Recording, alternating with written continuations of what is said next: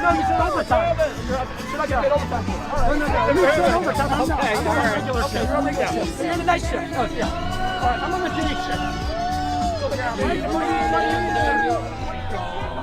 I got hairy legs. That's Clint Lawn in the sun. So I learned a lot about roaches. I learned a lot about kids jumping on my lap. And I love kids jumping on my lap. No, bite, please. They used to get the hair, they used to come back up again. They used to pull my hair down. And then they used to come back up again. If you don't vote for me, you ain't black. I'll do what he's unable to do. More kids are just as smart as white kids. I'll lead an effective strategy to mobilize true national pressure. Brock and I think it's a right for everyone to have better cut care.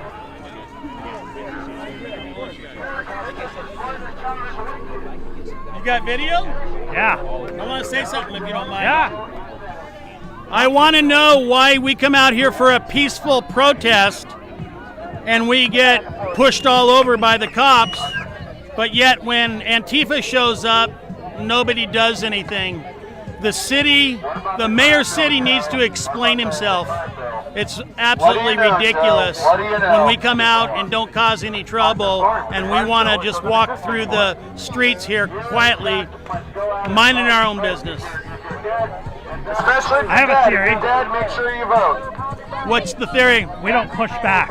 That's exactly right. That is exactly right. They know that things will escalate quickly with that other group of people. Yep. But with the Patriots, because they go, okay, and do Right. as they're told, that's Yeah. why. The same would happen, I think, with the other group if they said, okay, but Sure. Well, the problem is we need to start standing up. We've been taking it for too long, and we got in this position because we're not paying attention to what's going on in California and the United States. Right. So is it still taking away your First Amendment rights if they're asking you to follow the laws of the city, which say nobody in this park after 6 p.m.? That is a good question. I believe that it is against your constitutional right. Peaceful protesting, they can't do anything about. No matter how you peacefully protest. It's not a law. It's not a law. It's something that they made up. Right.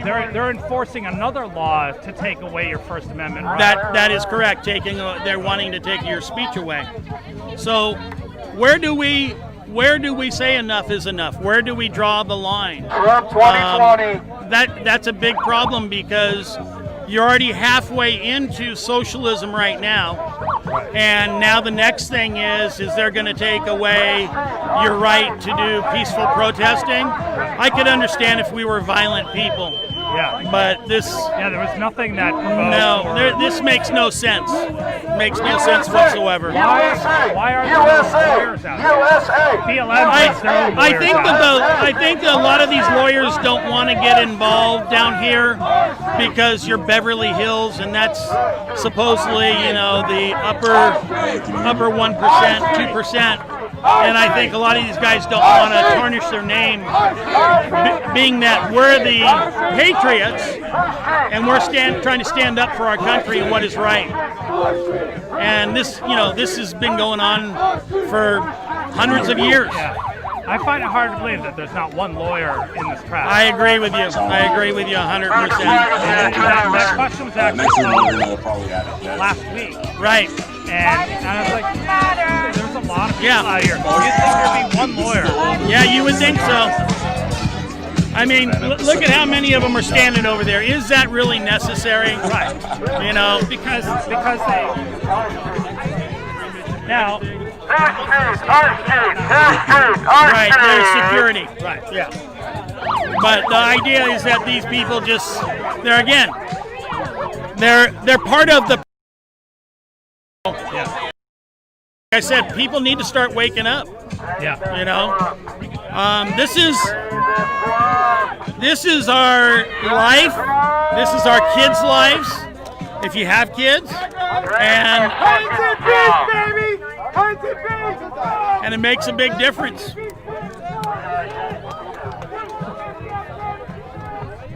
Are they heading to Huntington Beach now? No, Tomorrow morning.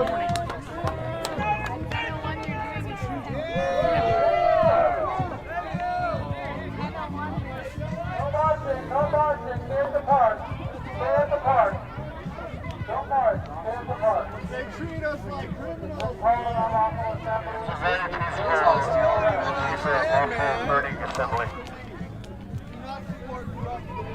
It's because we're too peaceful. If you're too peaceful and aren't burning down buildings, it's a problem.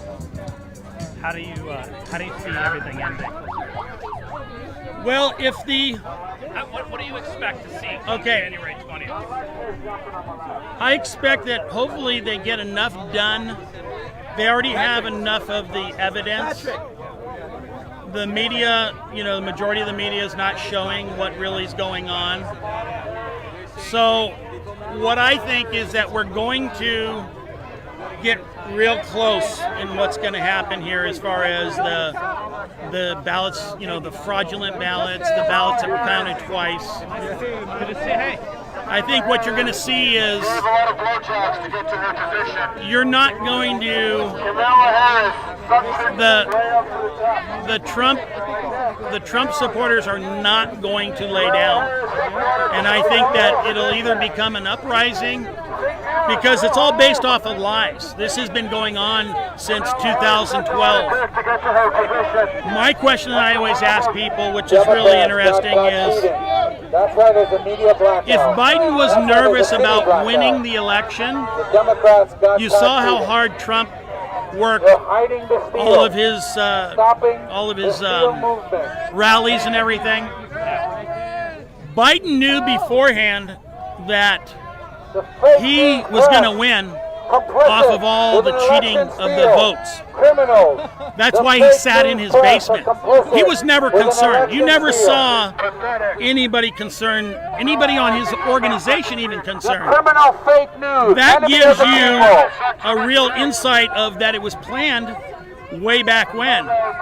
And then now that you have people, you have guys that have degrees in the computer science, yeah. and now that they've gone in and started investigating, Fake news media, they're the pulling enemy of stuff the out. people. They are My other complicit question is, with an aggressive nobody can steal contest. election.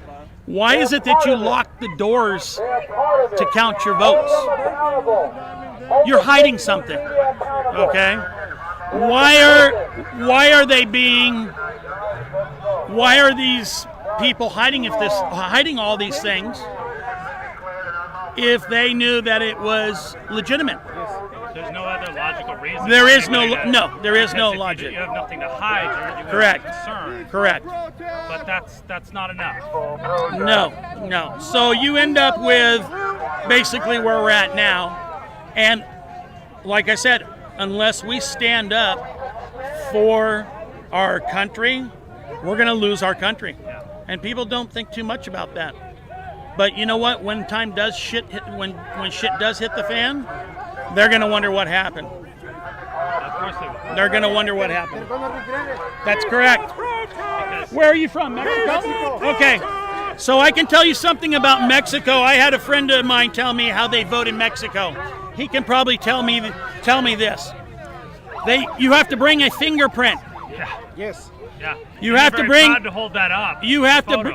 to bring if you have a driver's license, it has to match your residence, right? Yes, and your identification. You gotta present So, identification. and they do it the old pencil way. Yeah. End of story. Yes. But you see what the left has done, where they made all these mail-in ballots. That was all intentional. Yes. So if Mexico, and I think he would agree, if Mexico can get their voting done, I'm sure the United States of America can get it done. Of course we do. Yes. We But- just need to have the will of the people. That's right. And need to have the order. That's right. Law and order, Department of Justice. Right. Follow through. The FBI has to get involved. Yep. They cannot be behind the scenes anymore. Nope, that's it. We gotta You're 100%. press. We gotta press on. There's If no other way. we do nothing, we lose our country. We are not unlawful. And I don't think that our founding fathers are too happy about that. I'm sure they're rolling over in their grave. So that's about it. Good job. Hey, Good thanks. job. Awesome. Thanks. Awesome. Love Thank your. you, Tom. Do you have a channel? I see Wave TV. Oh, okay. What you see is what you get, TV. Oh, okay, cool. Why do you see? Do you have a card or anything? I don't. Okay. I don't. But I can show you this here. Okay. Like there. Okay, cool. So just go to that? Yeah. So what do? You just edit it? We're blowing, folks. It's all live. Oh, really? So literally, what you see is what you get. Awesome. Thank you.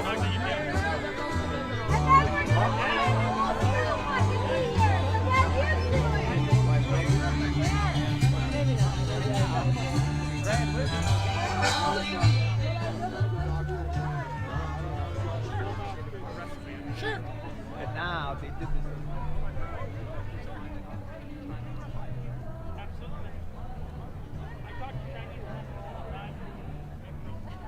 See what's going on down here. Away from the music.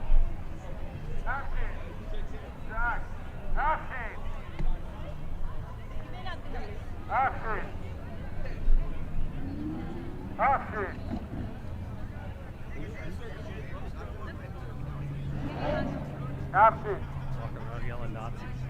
That guy.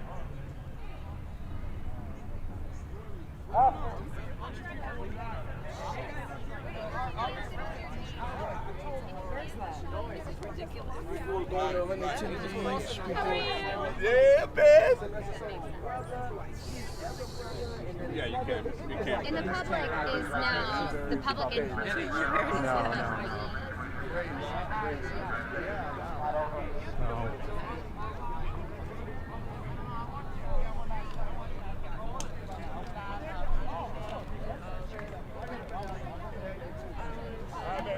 We're opening up Santa Monica. What's that? A lot of indoctrination going on within. They keep saying they're opening up the traffic, but they never do.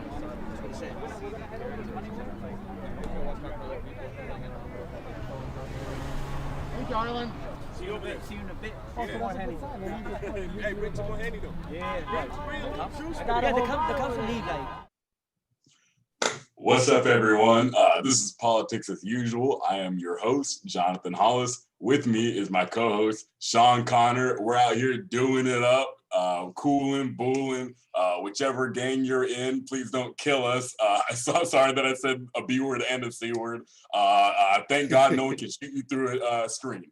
But I just want to say real quick, shout out to everyone who's been watching our show for the longest. We appreciate y'all so much. Everyone who's been holding it down.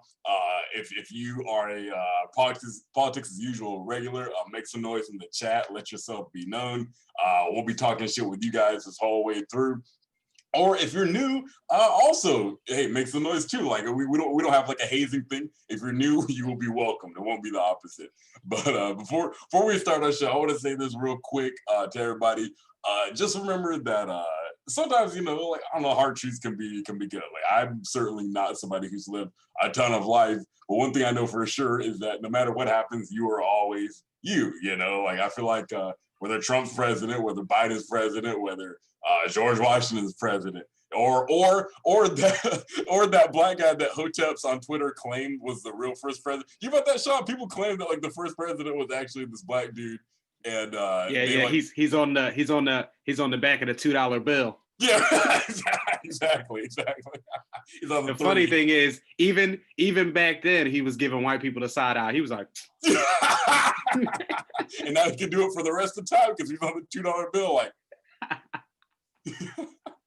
yeah, but that's the thing. It's like even if that guy, honestly, I bet you Hotep's he's confused. He's confused because he didn't know it was picture day. He was like, damn, I don't know about that shit.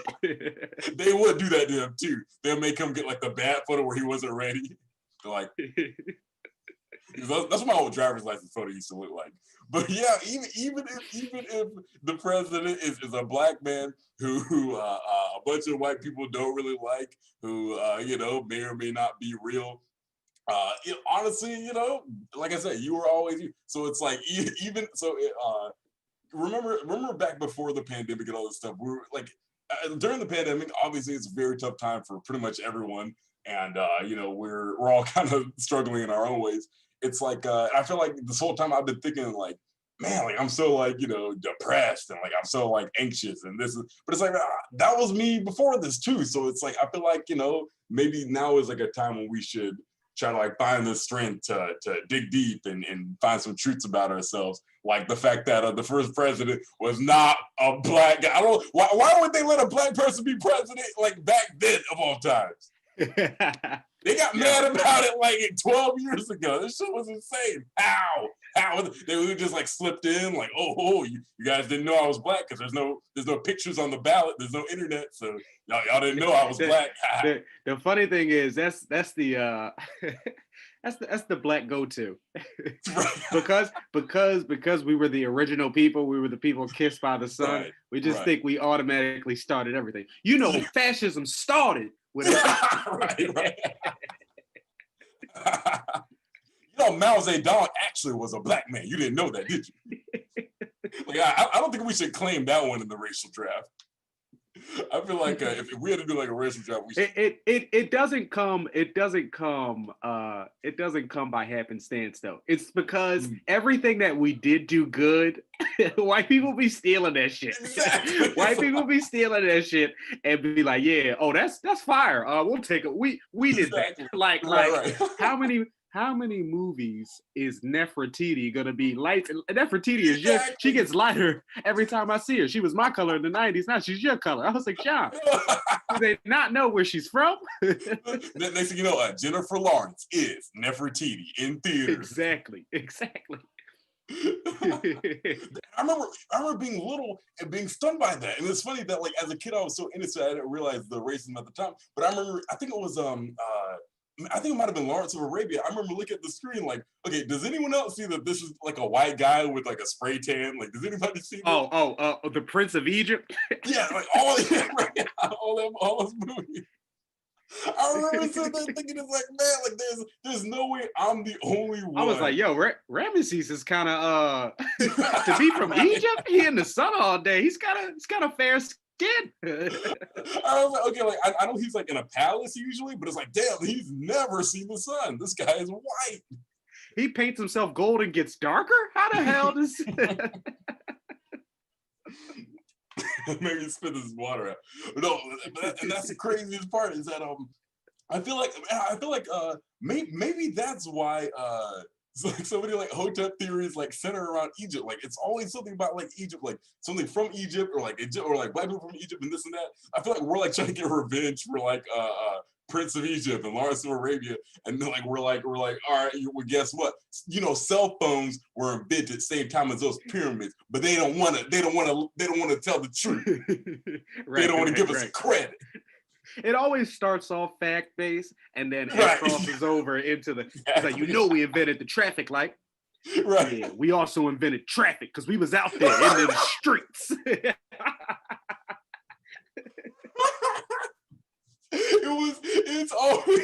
It's like, oh yeah, well, you know, George Washington Carver invented peanut butter. Also, he was carving up dudes' asses. He invented homosexuality. They don't want to tell you that in the schools. Yo, I gotta be honest. I don't even know. I actually read this thing. Like, I actually heard it's like a common misconception. Like, George Washington Carver didn't invent peanut butter. Like, I don't know. Which I guess, you know, people grinding up peanuts and making it into a paste. Like, well, I think peanut butter has always been around. Like, since the peanut. Exactly. If you chew up enough peanuts, you might get. But I think what he found out that what else the peanut could do. That was right, exactly. But after a while, like his first peanut discovery, it was like, oh wow. But then after 30 years down the line, he was like, all right, I got peanut pillowcases. Right. Enough, George, enough. It's gonna be like Spaceballs the beach towel, Spaceballs the lunchbox, Spaceballs the theme park. He would just stand on the corner and advertise like Billy Mays. I'm George Washington Carver, and boom, I've got peanut. You can use it on your wife. Use it on your house. Eat it out of her. Okay, hold on. 10:30 says 10:5:30. Thanks for joining us. He says, What's your opinion on COVID-19 catching Donald Trump Jr.? Sean, I'll let you go first. What's your opinion on Donald Trump Jr., who apparently is a COVID-19 catching ass? Well, I'll tell you this. Donald Trump Jr., he looks like he hasn't seen sunlight in like a decade. He looks like he would be one of those actors. He looks like it's almost like his dad steals some of his tan before the press conferences. Oh yeah, you got some color. Let me get some of that. Dad. Right. You know it's so interesting because it's like one thing a lot of people don't know. He looks like Nosferatu. He does. He looks like what a teenage bully thinks like a successful man is. Like he's like, yeah, like I'm gonna just have like a bunch of like trophy animals and shit, and like I don't give a fuck about my wife, and like I just say anything on the internet. Like he seems like what a bully like thinks like rich man should be. The phrase, my dad'll have your ass. That's if you look that up, he's right next to it. That's what he embodies that. Wait till my father hears about this. The Draco Malfoy and that shit. I'm not gonna veer to Harry Potter references. That's what hacky liberal Twitter accounts do, and that's not what we are at Protest Party TV. We are hard hitting news with Black perspective, and we do not want to get into this. Trump is literally Voldemort. You ever seen those people shout like Trump is literally Voldemort? And literally, we are gonna stop, or they would try to invoke some like Hunger Games stuff, and I just feel like it's like, isn't the reality of what's going on right now like real? Like, can't you just talk about what's going on right now? Like, is that not real enough? Like, or do you have to like inject like another like medium into it? Like, do you have to like liken this to Harry Potter? Harry Potter isn't real, okay? Like this shit is real. You don't have to like cheapen it. Daniel Radcliffe voted for Trump. There's this really funny article that it was and so did J.K. Rowling. So who the hell? Yo, you remember J.K. Rowling? She was saying all that shit. And I didn't even really, because I can't weigh in on the J.K. Rowling thing because I didn't like really look into it. But yeah, I heard she like angered the transgender community, and it's like, man, she should have just written her books. She could have just sat in the mansion and wrote the books, but she felt like she had to be God and weigh in on everything, and there she goes, getting canceled. You know what happens after so many years, because she didn't even write those books until a little later in her life. So after so many years of nobody giving a fuck what she thinks, finally, once you get some notoriety, you still feel like nobody gives a fuck, and now you just shout out your opinion, and all of a sudden, oh my God, I didn't even know 10 years ago I was allowed to say this. Yeah, exactly. It's like, oh, like no one said anything when I said transgender people shouldn't be dunking on everyone in the WNBA, and then like now she gets like shout out for it, which is kind of interesting. Maybe that is the case. Maybe she's just like not quite used to, because I remember when people found out about her story that she was like, like a single mom, and I was like 100 publishers rejected Harry Potter before like that one picked it up. So I feel like maybe she feels like maybe this is like a common thing in with like celebrities. They feel like they are a protagonist. Like they feel like they are a protagonist and that they have to weigh in on everything as part of their like hero journey. And so like when you go on Twitter, you will see, yes, exactly, like Tim530 said, J.K. Rowling, isn't she a billionaire? She is a billionaire. And so I feel like with all that power and Tim530, thank you for joining us again. Let us know what you're drinking in the chat. We'll drink to you. You're back for the second week in a row. We definitely appreciate you. Thank you so much, Tim530, for joining us. We out here balling and shit. Let us know what you're drinking. Oh, speaking of what we're drinking, today's episode again is brought to you by White Claw, because my mom's tuning into this one and she said she doesn't like she was raised Nation of Islam, and so she looks down on drinking, and she didn't like me drink a hard liquor on the stream. So there we go. But I feel like your parents are in the nation. I never knew my dad is not. He's not religious. But my mom was raised Nation of Islam. And my grandpa is still like very much like my grandpa, he reads like Daily Bugle. like Daily Caller. What's that newspaper? Mm-hmm. Yeah, he reads Daily Caller. I know what you're talking about. Yeah, that's right. Hey, all that shit. And like honestly, like it's nice to have like I feel like it's a good thing to have diversity of religions in your family. It's like Christians, like atheists, Muslims, like I think that's a great thing, and I think that's like a rarity. It may be starting to become the social norm in today's world, but like especially when I grew up, most of my friends were just like Christian, and if you weren't Christian, you didn't really talk about it. Like even like me as a Christian or growing up Christian, when we saw people like Jehovah's Witness or anything like that, we would like, oh no, we ain't fucking with them. And like I'll be like, yo, they're just people.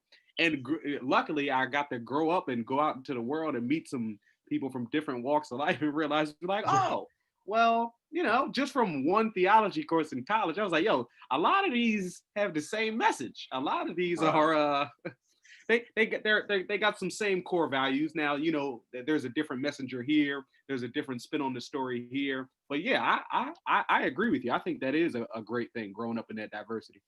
Oh, for sure. Yeah, because I feel like maybe that's something that people should try to invite into their lives if they don't already have it. Because a big topic about this election and the last one is like what's going to happen with these middle class whites and these lower class whites, and like it's all this talk about. But it's like I feel like one of the reasons why they're so tied between like Trump and because like for guys like us, it's like we know guys that are Latino, we know guys that are like black, white, this Asian, all this stuff, and it's like different groups get affected differently by these politics. And I think one of the big disconnects is because a lot of people don't really live around a ton of different groups. So maybe I feel like maybe there should be like obviously it'd be kind of like hard to make a conversation natural if you kind of got forced into it.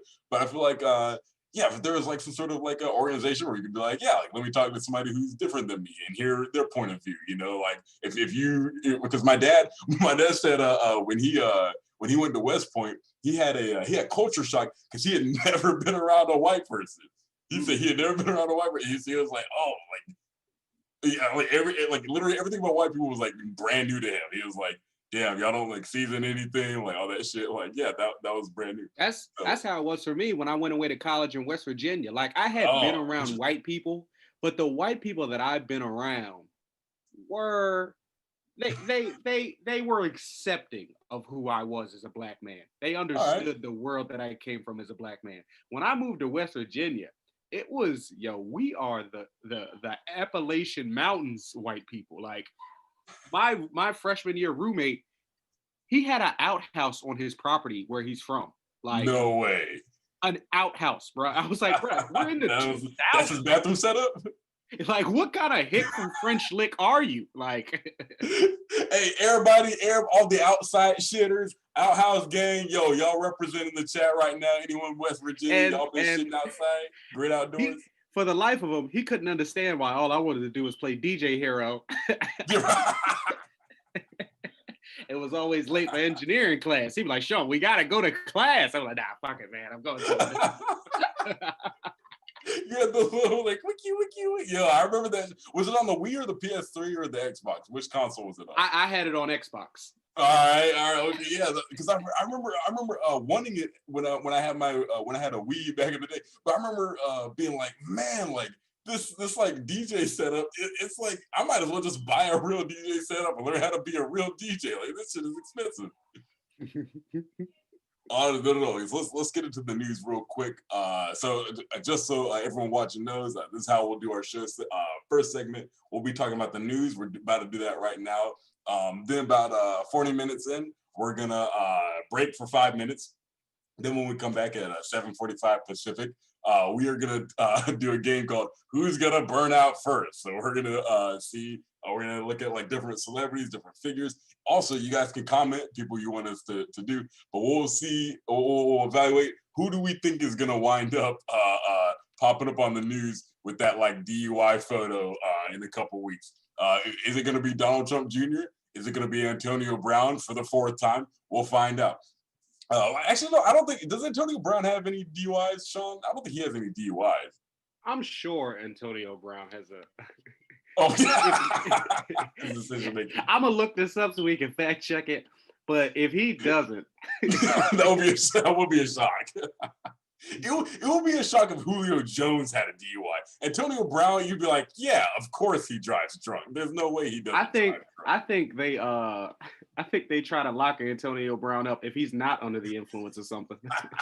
They be like, did you take your meds today? You got come on. You gotta go on timeout for a couple of minutes. I mean, I just sit here like, man, if I found out that Antonio Brown was like if I read a news article that was like, he doesn't do any drugs, he doesn't drink, like that would be the craziest.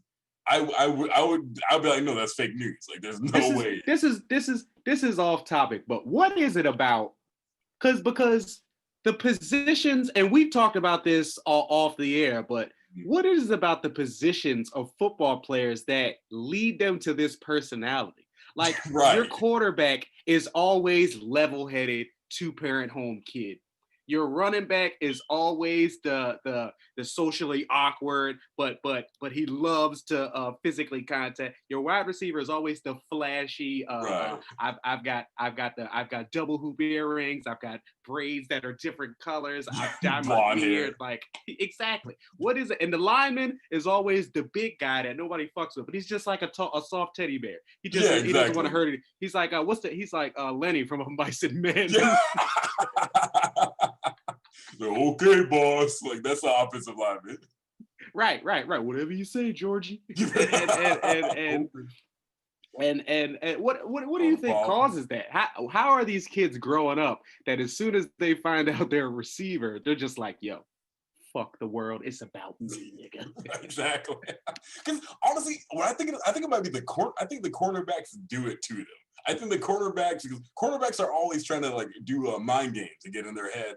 And there's like a back and forth at times. Like, I remember Shannon Sharp, Hall of Fame tight end, stated that one thing he used to do to this one defender, he would recite his girlfriend's phone number back to him to be like, yeah, I got her number, and like the guy was trying to fight him, and so. That would not work today. They'd be like, whose number is he saying? Nobody remembers any phone number. What is that, Publix? I don't know who that is. Yeah, there'd be no equivalent to that. Oh yeah, her name is Sincerely Abby at _5. And like, yeah, everyone knows her Instagram handle. But so our second segment, who's gonna burn out first? CDK ATL says definitely Ivanka. Honestly, I feel like Ivanka is like bottling something up, and so I feel like that for sure Ivanka could be like the next one to do like Bjork or Robert Downey Jr. just like spiral. No, Ivanka she's waiting to be able to pull out her tell-all book. That could be it. She's got to coast until her limelight moment, and then mysteriously she's gonna kill herself in a jail cell. Like that. Like Ghislaine. Hold on now. Just for anybody watching who might be an InfoWars viewer, I just want to say if this does happen to Ghislaine, I had no prior knowledge. I am not. I do not have any connection to the deep state. I did not know in advance this program is not funded by the deep state. I don't like this is not. I didn't know that was going to happen. Please don't accuse me of being funded by George Soros. But I was gonna say honestly, I disagree. I feel like she is like honestly she might do that, but I feel like Melania she might just follow Melania. She might just like smile and do the princess wave and sell her handbags that little kids made at gunpoint in Indonesia, and just kind of like just keep doing the princess. I feel like that's like the strategy. Just keep doing the princess wave until like you die. Like that's how these women live. They just do it until it's game over. Are you Q? I am not Q. I mean, technically, Q, like the whole QAnon thing is like anyone can be Q, but I am not Q CDK. I don't know. What does that mean? I didn't know what he was asking. Oh, so this is an interesting thing. So QAnon is a conspiracy theory that cropped up in the past few years, and it's mainly people on the far right or people who are right wing who believe it. But the basis of the theory is that there is a deep state. And there is an informant somewhere named Q who is about to bring it all down. He's just waiting for the right moment, or she. Who knows? It could be him or her. Equal opportunity employer. Illuminati, I guess. But yeah, so Q is gonna bring down the deep state. He or she's waiting for the right time. Some people, some of them are saying Donald Trump might be Q, but I feel like he's like waiting a really long time to. That'll never happen because in order for that to happen, whoever Q is, Q has to be willing to die to bring down the state. Like Q's in that scenario, Q's only protection is his knowledge that could bring down the state. That's his only leverage. If he releases it or she releases it and gives it up, then what good is she? They'll silence her or make her look crazy or spin it however they're going to spin it. Things will eventually go back to how they were. And then now that he or she has outed themselves, pat, one to the head, Q is gone. Q is out the alphabet. Exactly. Just moving on to RS. Let me say this too. It's funny that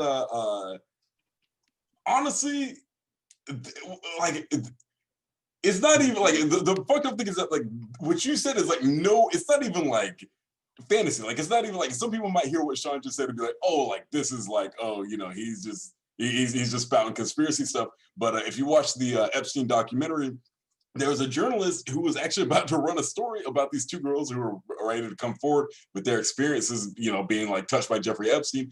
And this journalist lady, she was about to like publish this article, and she got an email from her boss saying, "Do not publish this article." And then they kind of went back and forth a little bit, and then she got a letter, and this is like completely. I mean, you can look this up if you like on your own time. It's very true, but it's like she got like a letter, and it was literally like one of those letters where it's like there's letters cut out of magazines because they don't want to like trace back the handwriting. The old school like ransom letter. Yeah,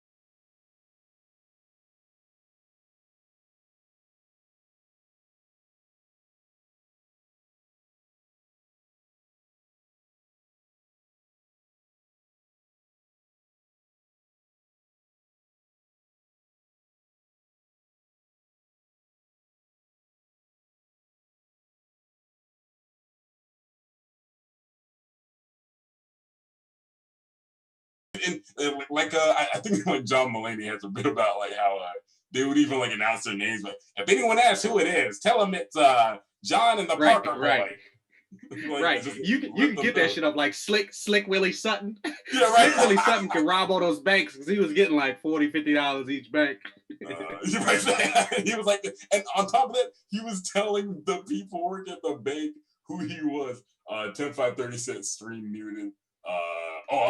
Hopefully everyone can hear us. I don't know if we that was a funny riff that we were doing. Hopefully everyone if no one heard that, that'd be some bullshit. Right. Oh my god. Funny how they say Dems are Q, but Trump chilled with Epstein. Wouldn't it be funny if like there was like a TV show, like a real TV show, and then like the anchors thought they were off air and they confessed to some fucked up shit. Oh, everyone can hear now. Okay, good. Yeah, I was about to say I may or may not have killed someone, but you know that would be not true, and also something I would never say while we're live. Thank God everyone can hear now. Anyway, we're talking about the news. Yeah, but that was the thing. It was like, you know, this QAnon stuff is not totally out of left field.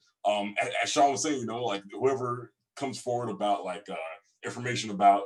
So why'd you say anybody could be a QAnon?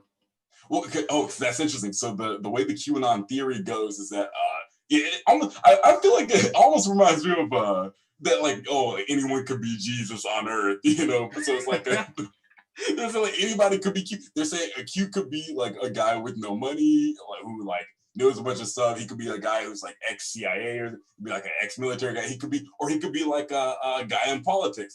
They're saying like, oh, Donald Trump or Ted Cruz could be Q, or like a rich guy who's ready to come forward, like, you know. So anybody with information that could rock the infrastructure is a Q. Yeah. But so the theory is that person is just one person. The theory is that Q is just the one informant who's like he's like hinted that he's ready to spill the beans, but he hasn't done it yet. Because like you said, Is QAnon kind of like a like just a name, like how there's Aesop's fables. They're from anywhere and stories from all a long time, but we accredit these stories to Aesop or Shakespeare. How the rumor is a whole bunch of people was writing this stuff, a whole bunch of slaves and things, but they just put it under the name Shakespeare so that it would get famous. A lot of old timey artists would do that. If your teacher was Da Vinci or something like that, you would make something and put it in his name so that it will be remembered throughout the time. Is it like that? Anybody who has the information, they just label themselves as the QAnon so that the name QAnon can live on.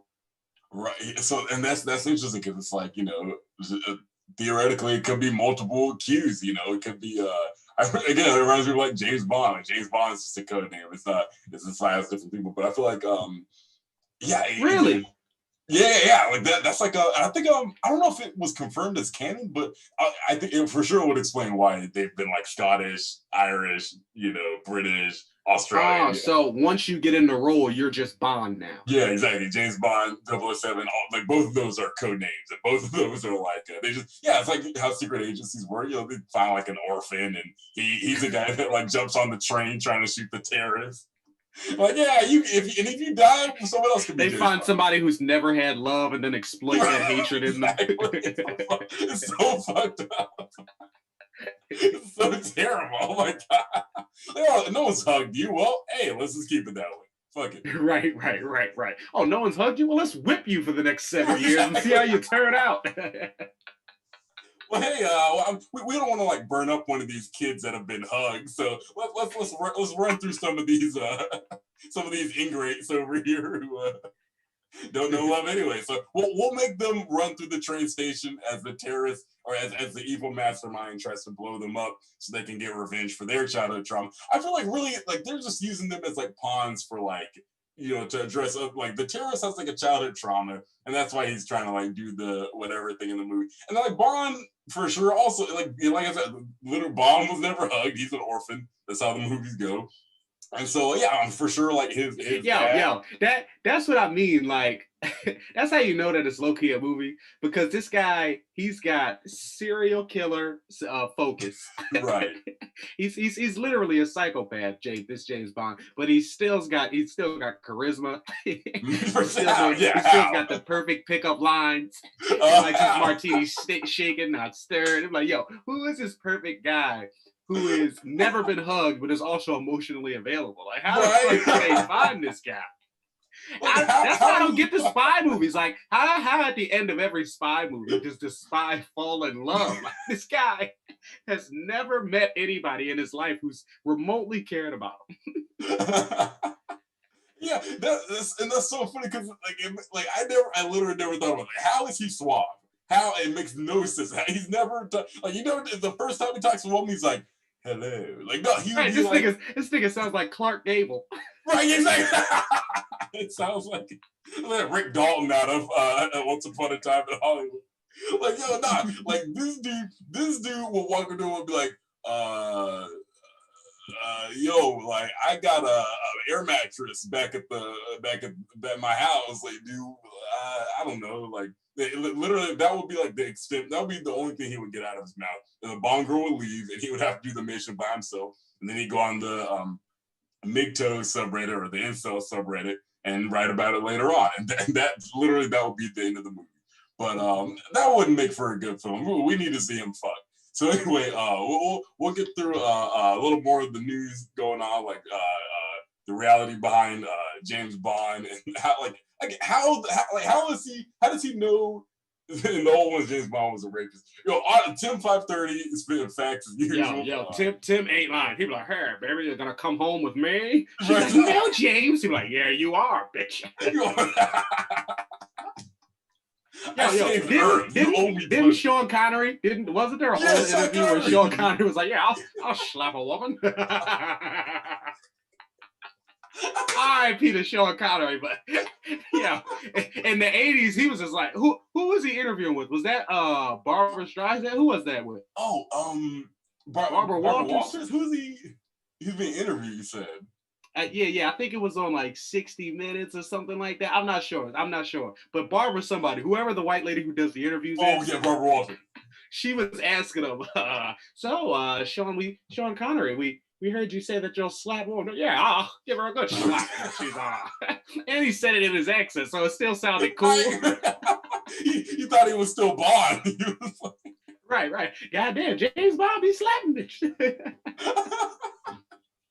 It was like, oh, you know what? Fuck it.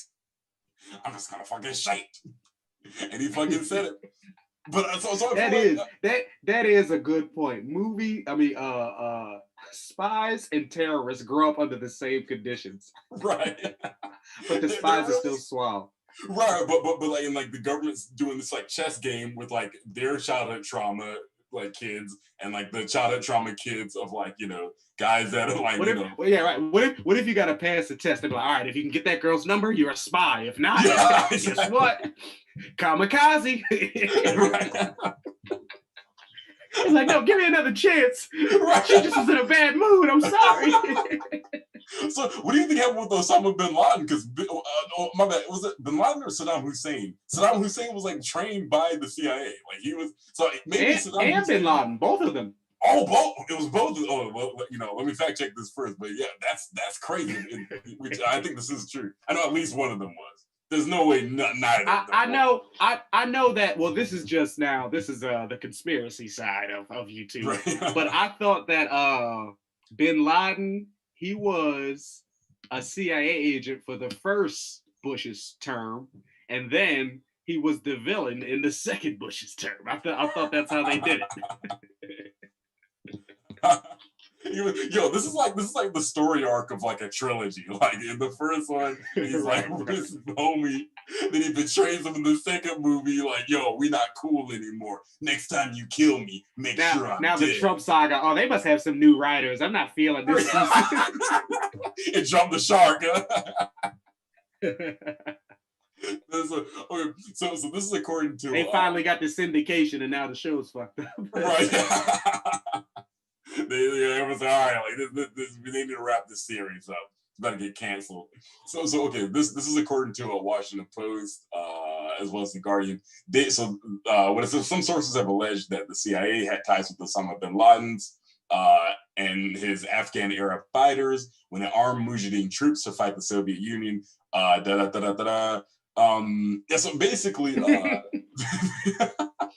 know, that whole thing, But so what the U.S. government says is that it's completely false. I might be agreeing with Ozzy here. I think Ozzy might have been telling the truth.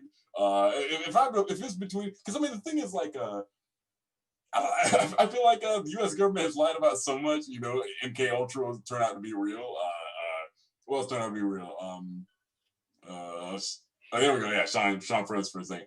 Oh yeah, like COINTELPRO was like completely real. Like all this stuff. Right. So it's like honestly, like I definitely think the United States government was trying to cover its ass. John F. Kennedy was assassinated. Is that who that is? I'm John F. Kennedy. Nothing bad ever happens to the Kennedys. You know, but the crazy part was that Kennedy was killed by a guy with ties to the mob, which for sure makes that look like a conspiracy theory. Like, I don't know I haven't researched the whole grasping the whole Kennedy business, but honestly, it smells a little fishy. What do you think, Sean? What, Kennedy? Yeah, do you think he was? No. The government got that nigga. No. He knew he was on his way out too, because the speech that he did right before that, he was like, "They've got these groups called the Skull and Bones." Right. He started squealing. He was talking about the Bohemian Grove, and he was saying that it was some gay shit going on, and he wasn't down with it. And as soon as he brought that shit up, it was like, you know what? Let's drop his top. How about we do that now? Drop his top. Talking about what the baby's talking about. Or turn that nigga into a convertible. Yo, okay. This is funny because I had a friend who was texting with me earlier, and he told me about the Bohemian. What'd you say it was called? The Bohemian Grove. Yeah. So tell us about that. So because he was At first, I was like, yes, the Tuskegee experiment. So see now now we're going in full circle because I've got all this information from InfoWars. I don't know if we want to I don't know if we want to bring this up, but Alex Jones did a documentary on the Bohemian Grove. He told me. My friend told me that. He told me that. So again, real quick, Sean, like give people background on who Bohemian Grove is. Who are these people? Okay, what did they do? Okay. The Bohemian Grove is essentially Coachella for the world's elite. All the world's biggest and brightest and richest. I'm talking about from the DuPonts to the Rockefellers to the Rothschilds. All these old money families from around the world, they get together and have pretty much a festival where they hang out, they talk, they party, they dance, they fly, prostitutes in, male and female, and these people they know that their job is to be on go. If a politician or anybody grabs you, you are supposed to go. And it has been documented that all the presidents, all the Bushes, all the way back to, like I said, John F. Kennedy, Obama attended one of the Bohemian Grove. But one of the things that they do, they have like a 50-foot owl that they do like a mock ritual on. They have not a real body. They may have used to use a real body back in the day, but now it's a fake body. And it's supposed to be depicted as a baby. And they sacrifice this baby to the owl. And then after that, they're all wearing these hoods, like you would see in some type of Illuminati video. And then after the sacrifice with the burning owl and all that stuff, they go in the woods and they fuck each other. Now, the reason that they do this, some people do it for like the thrill of gay, but it's more of like the thrill of gay. but it's more of like an initiation or a hazing into the most elite fraternity. It's like, if you're gonna be down with the politics, to make sure that you're not a QAnon, you have to make sure that we got something on you. So now we're bonded, even though Biden and Trump may not like each other, they won't cross a certain line because they are both in this fraternity and they both have like, all right, now if you really want to go there, I know you did this and I know you did this. So you really want to take the gloves off? That's the real order of checks and balances. People's reputation. Now about that, interesting, and it was, and again, I gotta, for all our viewers, I gotta reiterate. All this sounds insane, but Bohemian Grove is it's a real area. The Area 51, it's like, it's most likely a military base, like is ET over there, but it's like Bohemian Grove is a real place. Elites really do meet there. This is article I'm looking at, Business Insider article on Washington Post. So this is really these are reputable sources, really happening, and but it's a real place. And this is where it's in California in Monte Rio. Belongs to it's a private San Francisco-based gentlemen's club, Bohemian Club, and this is this like event they do is in mid-July. It's a 2-week encampment. Some of those prominent men in the world, Richard Nixon. There's like a photo. I'm looking at this photo right now. Richard Nixon's hanging out there.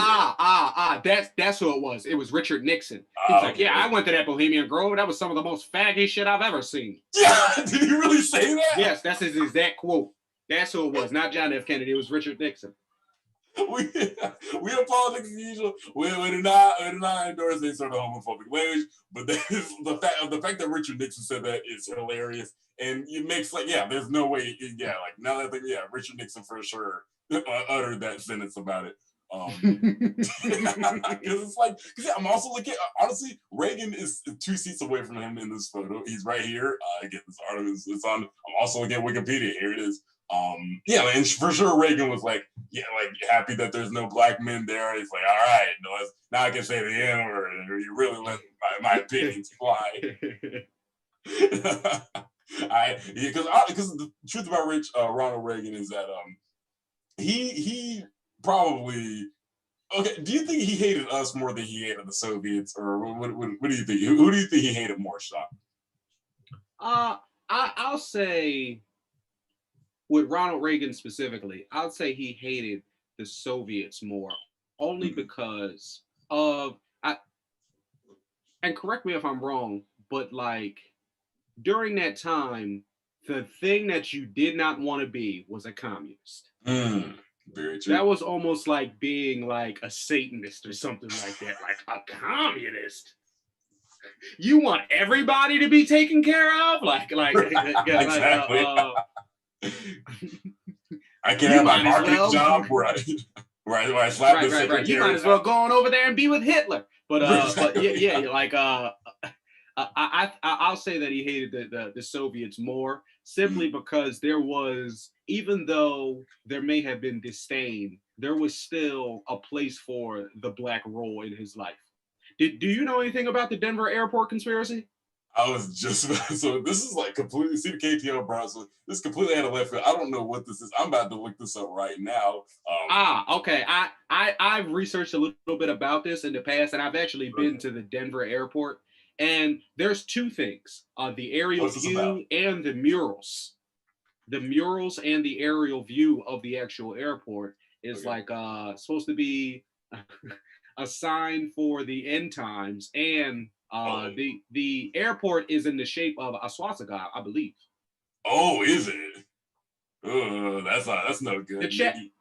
The chat will tell us if I'm right or wrong. They'll tell us what it's all about. But yeah, from the little research that I've done and actually being at the Denver airport and seeing the murals, it is some pretty heavy shit to just have in an airport. It's like, who the fuck is like put this shit in there?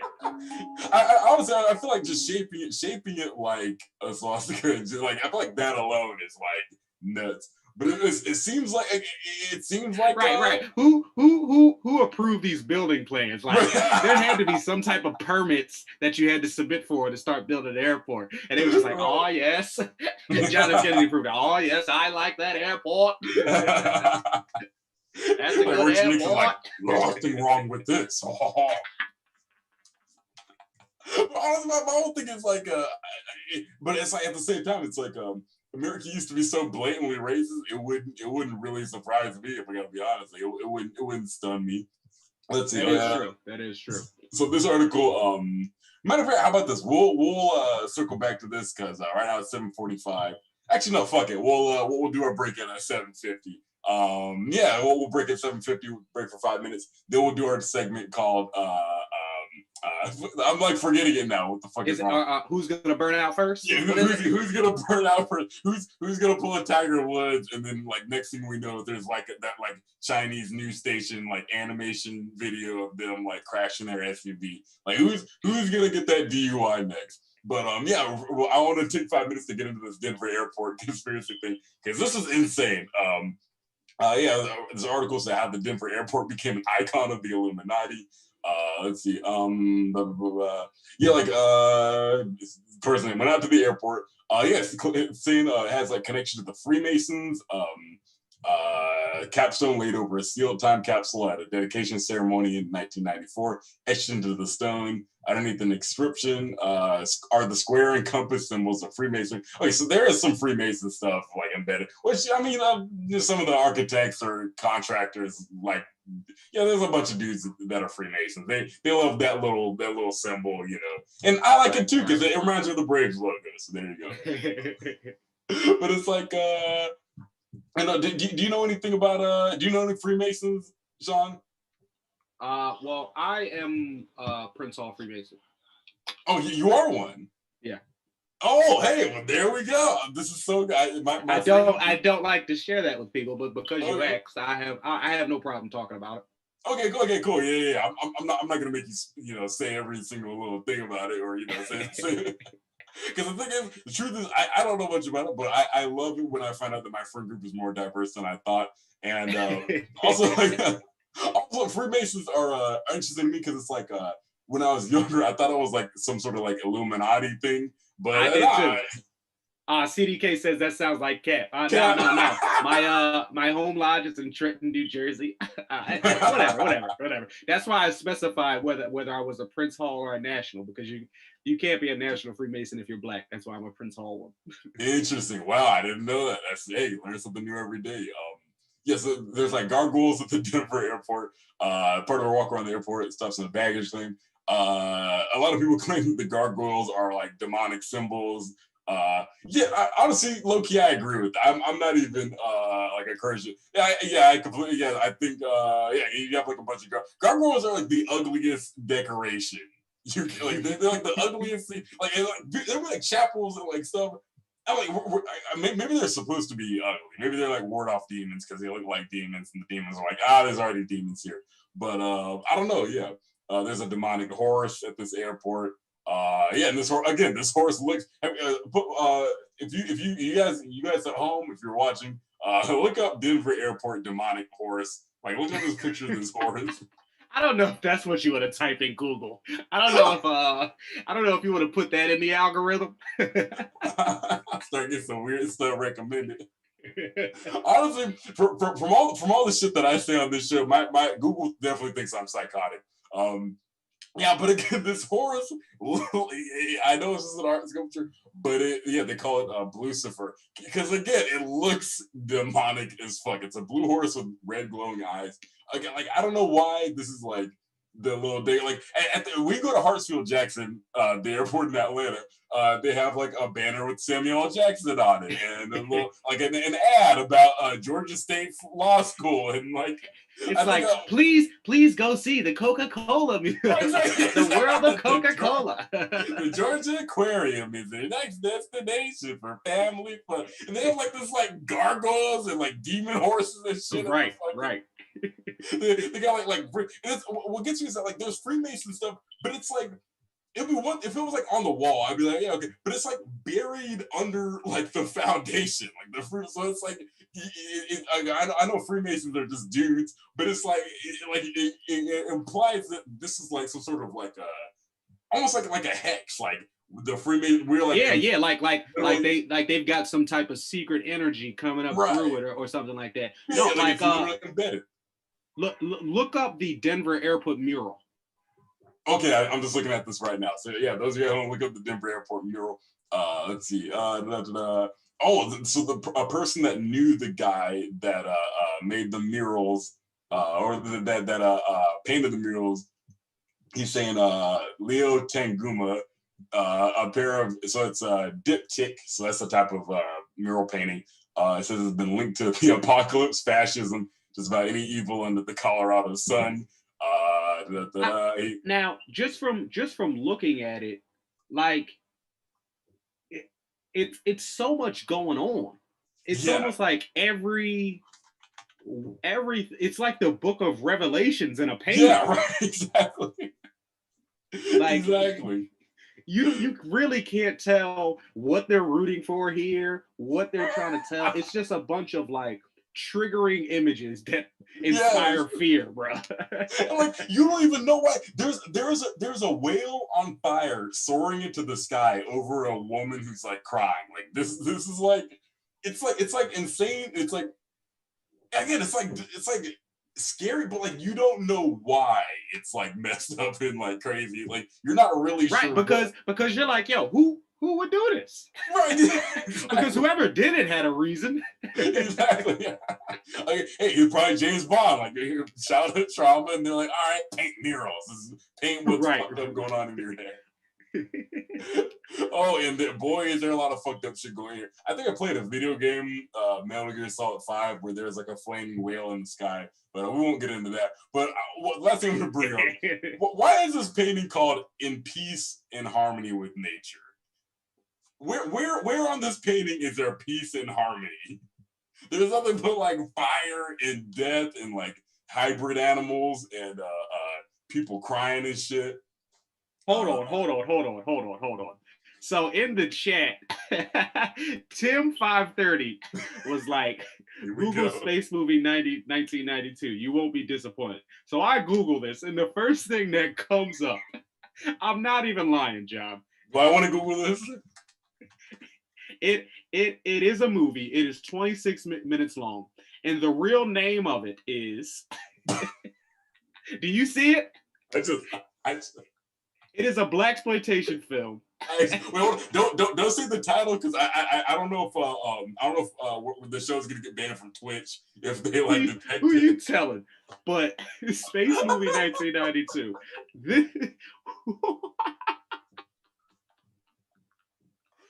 Yo, I kind of want to watch this, but we don't have time right now. But in my leisure time, I'm gonna give this 5-10 minutes to see where the plot goes because the name is hilarious.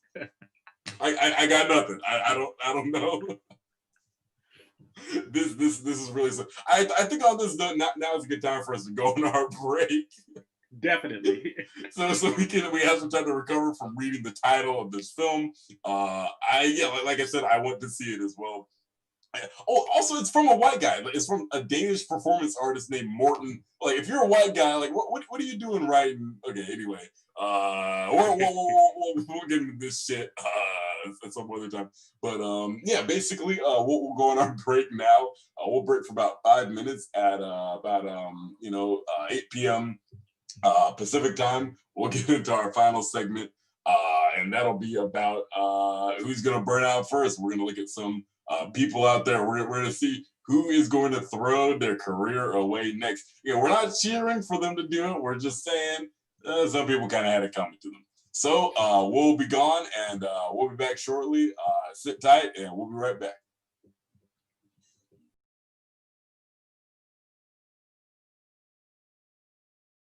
Thanks very much, and until next time, see ya.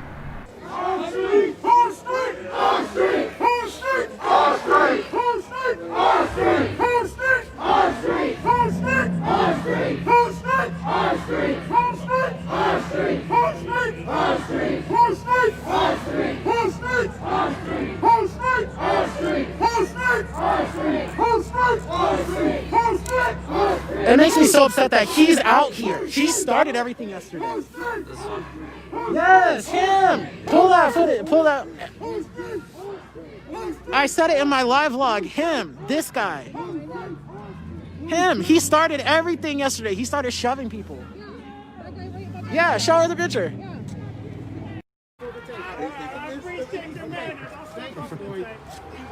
What is being done about the force used yesterday? Yeah, what y'all doing about that? You said, no, can you step back up? Because he stepped back. Can you step back? That officer escalated everything yesterday. What is being done about that? You think using his name makes you likable? Boy, doesn't change shit. You're still a fucking fascist. I have a question. What do I do about the fact that as an EMT, I've been targeted at violence because of your actions? I don't give a fuck. Did y'all ask nicely when you shot Kenny? No, that officer, that one. 1974, how's that Billy Club feel in your hand? You feel like a big man? You feel like your dick? Hard dick, motherfucker? The more dead pigs we got, the better we are. There's more of us than there are of you. Oh, I'm sorry. Don't try to be tough. That's fine. Don't try to be something you're not.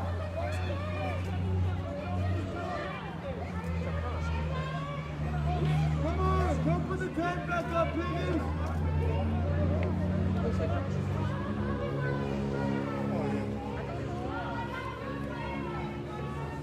Come put the tape back up. Bill, I pay a lot of taxes every year. I pay my taxes. I never get a tax return. I have to pay in. Fuck.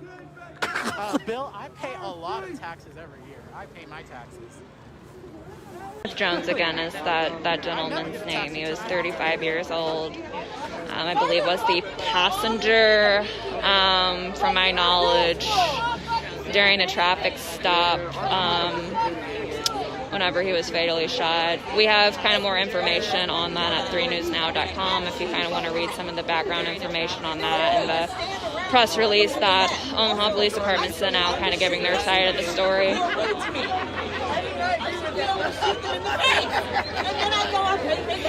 Thanks, Jeff. I appreciate it. I go to jail. I apologize for our trash, and they shoot everyone. They get a phone. Good job. Yeah, Brittany, I'm not sure. I know I've seen some, like I said, social media posts encouraging like allies to wear more, I guess, like if you will, like traditional, nicer clothes. Maybe just kind of like reminding officers, I guess, that they are citizens in the community. I'm not really quite sure what they're trying to get at, but to each their own. Officers, I guess, that they are citizens in the community. I'm not really quite sure what they're trying to get at. I don't know if you guys heard me talking to my partner here. We're going to be going live in our 10 o'clock show here, so if you guys want to tune into that, if you're in Omaha, if not in Omaha, you can go on our website and watch that, but I will be having to leave this live stream pretty soon.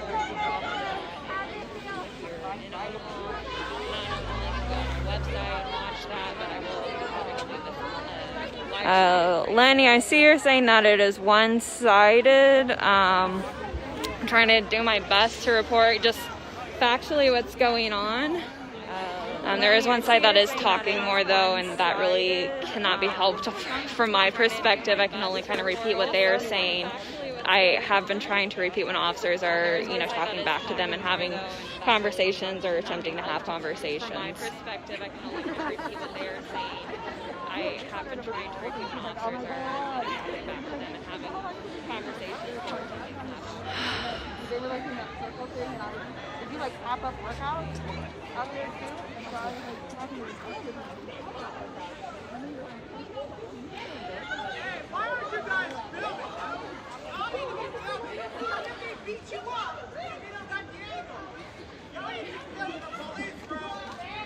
This gentleman is saying that people out here need to be filming. It's so cold out here. That they need to be filming, kind of keeping a documentation, their own documentation. Protesters need to be keeping documentation on what is going on, as the officers should be keeping documentation of what is going on through their body camera footage. Protesters should be keeping documentation on what is going on, as the officers should be keeping documentation of what is going on through their body. Oh, okay. Thanks, Kevin. Just wanted to make sure. I like I said, I'm trying my best, trying to be very careful with my wording here, trying to give as much as both sides as I can. Oh, okay. Thanks, Kevin. Just wanted to make sure. I like I said, I'm trying my best, trying to be very careful with my wording here, trying to give as much as both sides. Wayne, they're protesting. There was a 35-year-old black man here in Omaha named Kenneth Jones who was fatally shot during a traffic stop. 2 OPD officers have been put on paid leave because of that while an investigation is happening. These protesters are requesting that the body cam footage that they were wearing during the incident be released for the community to decide whether or not these officers are, I guess, guilty of malpractice, if you will, guilty of brutality. I guess if they acted correctly in the situation. Guilty of malpractice, if you will, guilty of brutality. I guess if they acted correctly. Say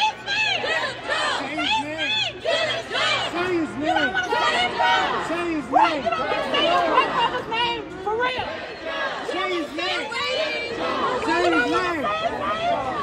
This woman, once again, is kind of talking specifically to the black officer who is here, kind of criticizing him for, I guess, his role on this debate, if you will, saying that she wants him to say the name of the man who was shot on Thursday. For, I guess, his role on this debate, if you will, saying that she wants him to say the name of the man who was shot on Thursday.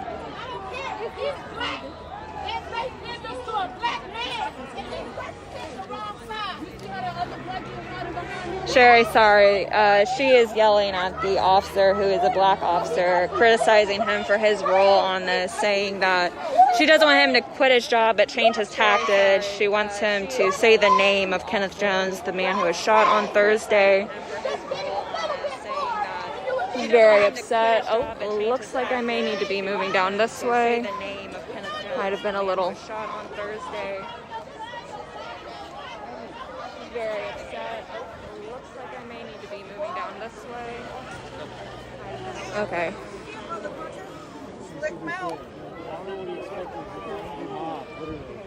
Really angry mob. What happened? This man said, "Back the blue." Oh. Yeah. Didn't go over well, did it? No, obviously. This is Yeah. an angry mob. Yeah. So I just asked someone in the crowd kind of what this bit of commotion was. Again, sorry, I'm super tired, guys. Trying to be careful with my words here.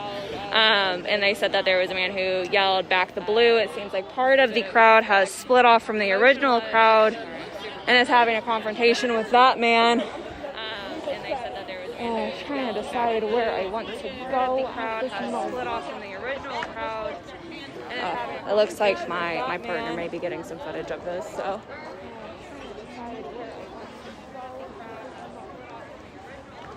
Again, sometimes with these situations you don't want to get too close, but you do want to kind of get some perspective on what's going on. All right, we'll just go. Right. I'm gonna stay a little bit far back.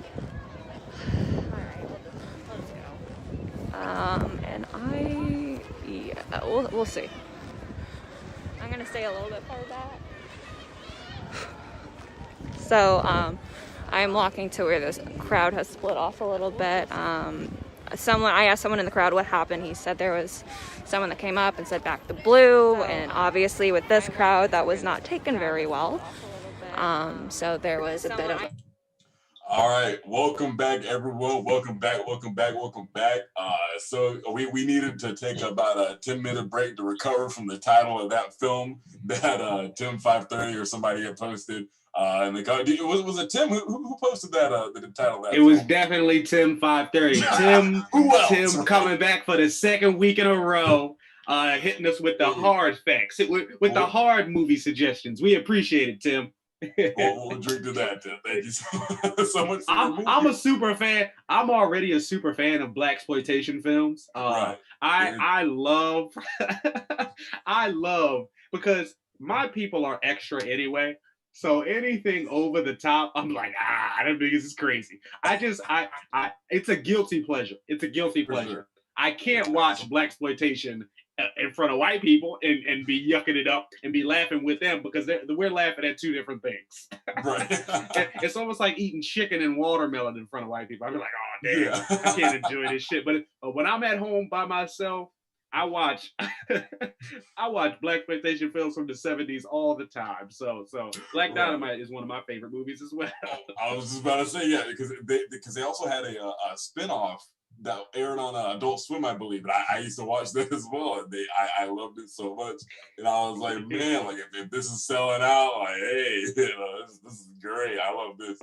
But what I was gonna bring up real quick is our next segment. So this segment is called "Who's Gonna Burn Out First?" We're gonna y'all weigh in. And so movie suggestions hard as the hard R in that movie title. You got that right, Tim. Thanks so much for joining.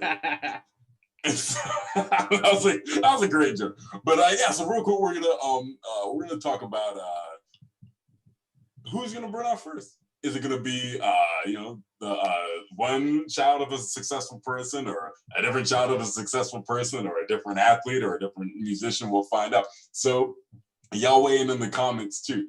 We might make this into a recurring bit and then have like a bracket. Where if once somebody does their little their DUI photo comes out on TMZ, then we'll mark them down as losing. But basically, we are going to talk about Donald Trump Jr.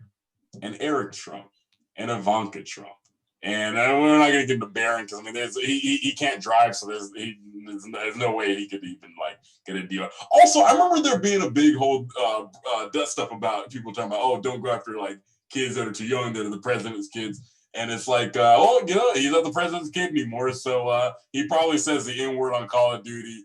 Fuck him. So basically, so I'll start it off by saying, I feel like maybe there might be a dark horse out of the Trump kids that's going to be the first to have a big crisis in their life. I feel like Tiffany Trump, it would probably make sense for her to have some sort of big crisis coming up because she's definitely out of all the Trump kids, she's the one that sees the dad the least. Like she clearly, it seems like she's the one that appears on TV the least. And honestly, which probably means she's the least like the father. It seems like Donald Trump loves attention and he loves being opinionated and letting everyone know how he feels about everything. He absolutely can't stand it when a minute goes by and someone doesn't know how he feels. So I feel like, maybe that neglect, because I guess she's never hugged him. So who knows? She might turn into a secret super villain or a secret agent, like we said earlier, which usually happens to kids who don't have parents that hug them. But honestly, I'm going to vote. Trump has 5 kids. He has 5 kids. 3 different baby mamas, right? How many baby mamas? I believe it's okay. And this youngest one, he has villain written all over him. I'm looking at the pictures of him right now. There's one that looks like he's a kid still. Right.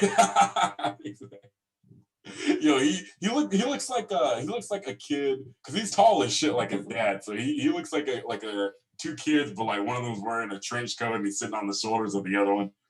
Tim 530 said Bear is the only one who has to live with Donald. That's a high risk. That's a super high risk. He probably got, they lighten him up in the chat. CDK said he probably got more kids we don't even know about.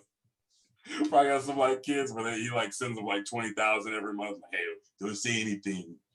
But I feel like honestly, but I feel like even though one of these daughters, one of these daughters, I don't know which one it is, but it looks like she hasn't seen her real nose in 2 decades. I don't know which one you're talking about. Y2K happened and she started her nose transitions. she got a nose job from back then. But I feel like honestly, I feel like because the thing is like Donald Trump Jr. technically he kind of already has had like a big public crisis. He had his high profile divorce from his wife, and now he's with his girlfriend Kimberly Guilfoyle, I think. And Donald Trump Jr. he had this divorce and custody battle and whatnot. Because I get he probably felt like he didn't want his dad to outdo him. He was like, well, my dad's up in divorces 3-1 against me. Let me pull Cleveland Cavaliers and beat him, just like how they did the Golden State Warriors. But I feel like honestly, Tim 530 says he has mixed kids out there. I don't know if he does. I don't think he likes mixed kids. He hated Obama, but. So you look like you're reading something. I'm looking at the kids right now and seeing which one I like and which one I don't. No, I can tell you which one he wants to be like Donald Trump so bad, but he just can't crack it. Eric. Oh, Eric. Every day he calls him like, "Are you proud of me yet, Dad?" He's like, "No, you suck. You look like me. I fucking hate you." Which makes it like.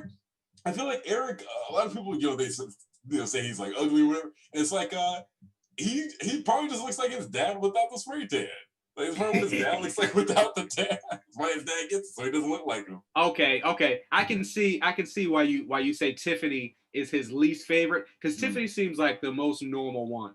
She probably be inviting black guys to the estate. Oh, for you do like Donald Sterling. Like, I don't want to see him on Instagram. I don't want to see him anywhere. Right, exactly. Yeah, she said Eric is overdue for a mental breakdown. Yeah, because like I said, Donald Trump Jr. is already Donald Jr. posts these like he posts these like those like terrible like grainy like pictures that are supposed to be motivational and they'll be like on Facebook. Like Donald Trump Jr. posted this picture. And I wonder, like, am I tripping that I thought this was like really like weird and dumb and like honestly kind of like not self-aware? But basically, Donald Trump Jr. posted this photo on his Instagram story, and it was of a monkey. And again, it's obviously from like Facebook because it was like a monkey with a gun, and the caption was like, "Fight for what you want out of life," like. As if you're the third monkey trying to get on Noah's Ark and it's starting to rain. And I don't know, I feel like whose quote is that? So I don't know who it is. It's just like a graphic Donald Trump Jr. posted on Instagram. Yeah, and I remember looking at it and I was like, You know, I feel like you and your brother kind of seem like two monkeys who the two of them have been monkeying around. That's for sure. They're just two monkeys throwing shit and jerking off. Yeah, that's what's like. You guys already got on the arc, you know. No. I just from the quick, synopsis that I just read, the youngest one, Baron, he's definitely the worst. This guy's 10. He's 10 years old. He wears a suit and tie every day, and he likes to go play golf with his 70-year-old dad. Like, ooh, what kind of? He probably brings like a briefcase to class every day. Addresses everyone gentlemen. Right. He refers to his teachers as the help. Like, I make $100,000 a year. This is a fucking private school. I don't fucking deserve this. And he's like, oh, ta-ta. Right. He does like this bullshit. I feel like, like I said, I don't think Trump has any mixed kids. What are the mixed kids of the? Well, I mean, I guess his new baby mama's from Yugoslavia. There you go. Yeah. So okay. Moving on to Melania and Ivanka, I feel like between the two of them, I don't know. I actually kind of I know you were saying Ivanka's probably just gonna bide her time until she comes out with a memoir and to save face, where she's like, "Oh, I didn't agree with this, but no. I'm sorry. I got that mixed up. I do think that she may do that as the oldest daughter, but I was talking about Melania she's biding her time for the tell all. No, yeah, and I for sure agree with that. Yeah, definitely. Because let's talk about there's a phenomenon going on in American politics where I feel like people are starting to have this like forgiveness complex. Like they feel like they need to like forgive people, maybe as like a way for them to like mentally move on. But this happened with George W. Bush when George Bush started speaking out against Donald Trump and his policies, and like we forgot all about George Bush doesn't care about black people. Like everyone started to act like people started to forget about like how bad things were under Bush. People started to forget about the economic crash, the war crash. You know why? Because Donald Trump is just, how can I put this? He's not like intelligent, but he's just smart enough to know what he's doing. Right. Like, when dumb people are racist, it's almost cute. It's like it's adorable. It's like, oh, look at you. You don't know no better. That's why we can let George W. Bush get away with it a little bit. But when smart people are racist, you'll be like, oh shit, this could cause trouble. Yeah, it's like nefarious then. Like when a dumb old guy is like a racist, or he like doesn't give a shit, or he does something fucked up. It's like right. Yeah, if he's got on overalls and he's got no teeth and he goes, you nigger, you just like, look at crazy Mr. Jenkins. He can't get away. He's got on a suit and tie and he's well spoken and he's like, oh, I don't like those Negroes. You're like, oh damn. Right. Because we're like, oh shit, that's a threat. Like those other guys, they just look like extras in a Quentin Tarantino movie. But like these dudes with like suits and ties and like, honestly, probably a lot of the guys at Bohemian Grove. Because the thing is that out of all the people that Django killed, none of them was scary except for Leonardo DiCaprio's character. Right. Was that him? Yeah. That's right. Man. For that reason. Honestly, Inglourious Bastards too, because it's like who's the main villain? He's a Nazi that's extremely cold and calculating. It's Christoph Waltz's character. He delivers a great performance, but it's like he's like so like evil and like racist, and he's a great villain for that reason. And like because like you're scared of him because of how smart he is. But if he was like a super dumb guy who was like dressed as those guys that those like Wiener Schnitzel guys that have the overalls and the wooden shoes and shit. And he was like, talking about Schnitzel and all that. Like, yeah, like he wouldn't be scared. He would just be like a caricature, I honestly, I feel like exactly. Yeah. You would look at this guy and be like, "Are you doing a bit right now?" Yeah, exactly. Like it'll always be like cute how much he like him doing a genocide. It just sounds like something that would happen on South Park. Like, it would just be comical. Let's talk about some of the people. So we're gonna get into some other controversial figures. Discuss. Are they gonna? And so for Sean, I might have you look some of these people up because We're gonna bring up some facts and some issues going on. But let's talk about some of these mega church pastors. So we got people like Joel Osteen out here. People like people like Pat Robertson. We're trying to I don't know, Pat Robertson, he might have passed away recently, so hey, maybe that was his maybe he already burnt out and his heart burning out was the burnout. But let's talk about like Joel Osteen real quick. I honestly wouldn't be the least bit surprised if there was something like that, because I feel like someone like him, there's so many cracks. The dam's got to break at some point. He's after everything he's like said and done, with this whole. You remember like the whole business. Hold on, wait. I just looked up Pat Robertson. The first headline was Pat Robertson prays for Satan to stop making people believe Joe Biden won the election. What the fuck? He's just throwing shit at the wall to see what it sticks. Not like, oh no recap. So Pat Robertson, he's for everyone who doesn't know who he is, he's a televangelist. Okay, we're all on. This guy. Wait. It said that he believes that America forsaking gay marriage would cure the coronavirus. What the fuck? This is on the 700 Club, right?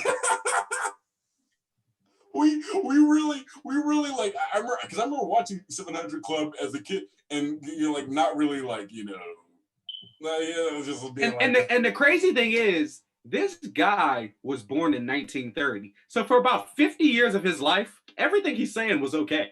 Yeah, it was like standard stuff. And then for the last 20 years, he's been wrong. Right. He's like, yo, I'm setting my ways now. I'm 90. I'm almost on my way out. Ain't no need me changing. God knows my heart. Right, because all the homies are dead. So like no one's there to be like, oh nah, he didn't mean it like that. Nah, he didn't mean it like that. Like the homies are all gone. It's just him and the squad right now. So he's like, oh shit. Like he's having to confront the reality of now. Pat Robertson, so also this headline in this first one, the first two words are televangelist homophobe. Like it's like his job, the group he hates, and then his name. Like that's what he's known for now. Like you imagine if they were like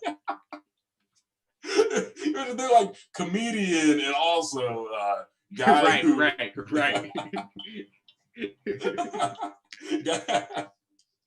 They did that for me. I'd be like, yeah, like a comedian and like a guy who like swears at everyone in traffic. Jonathon Hollis donated to charity. Like everything is tagged with this right here. Like Pat Robertson saying Trump's gonna ultimately win. A lot of these televangelists and megachurch pastors are claiming this. And I don't know, Sean, do you feel like it kind of undermines their religious authority when they kind of like delve into this like political stuff and try to like claim all these things about their religion and the election and government and whatnot? I mean, I thought the whole idea of government was separation of church and state. So like I don't really understand when like a high level politician says, oh, this is my spiritual advisor, and we look into that as like something more than just a person who we got a new follower? Yeah. So, hey, if honestly, if I need a spiritual advisor, I'm picking Dan M_US. Thank you so much for joining this show. Dan, if you're drinking with us. I was gonna say, hey, he might be a spiritual advisor because we're about to drink some spirits for him real quick. Gotta pull up a little bit for him. But back to what I was saying, like right. I don't even know why, because even with like, if someone is your spiritual advisor, your clergyman, your priest, your preacher, your bishop, like you still got to go and study the book for yourself. That's one thing I really admire about the nation. Like when you said that really surprised me, and that shows a lot in how and just how your character is. Because one thing that they influence is study and always continue to study throughout your entire life and always continue to learn. But don't just take the preacher on the pulpit's word for it. Look it up for yourself. Look in the Quran or look in the doctrine and look in the scripture and see what those words mean to you and how they can affect your life. because even preachers, they may be spitting some good word, but they're people and they're flawed. Right. So if this guy was born in the 30s, and from the 30s to the 60s and 70s, he's been liberal. He's been free and loose. He's been the cool pastor. Right, and then time passes him by, and all of a sudden he's like, oh, that's a little too far for me. I don't think that we should like give a fuck what his political views are, because he's not a politician. Honestly, I respect that. I completely agree, and I honestly like this is something where. Honestly, maybe this is probably a lesson I need to learn too. It's like, don't expect so much out of these people. Don't expect these people to adhere to what we think is right. Because honestly, this might just be what he thinks is right. Because to your point, let's say like when Reagan, I'm sure he was like a fan of Reagan. He kind of looks like Reagan if he were still alive right now. Damn, Pat Robertson looks bad. He looks like that like Rick and Morty character that had his like testicles right here, and Morty was like grabbing like literally like But honestly, like when like Reagan won, Pat Robertson was like, he was on the 700 Club, probably like, oh, we're gonna pray for President Reagan, we're gonna pray for America. And there's a political crisis going on. It's like, oh, we're gonna pray about this. We're gonna incorporate. So in his mind, he's probably like, hey, politics, religion, they go hand in hand. Fuck it. So he's like, he's saying that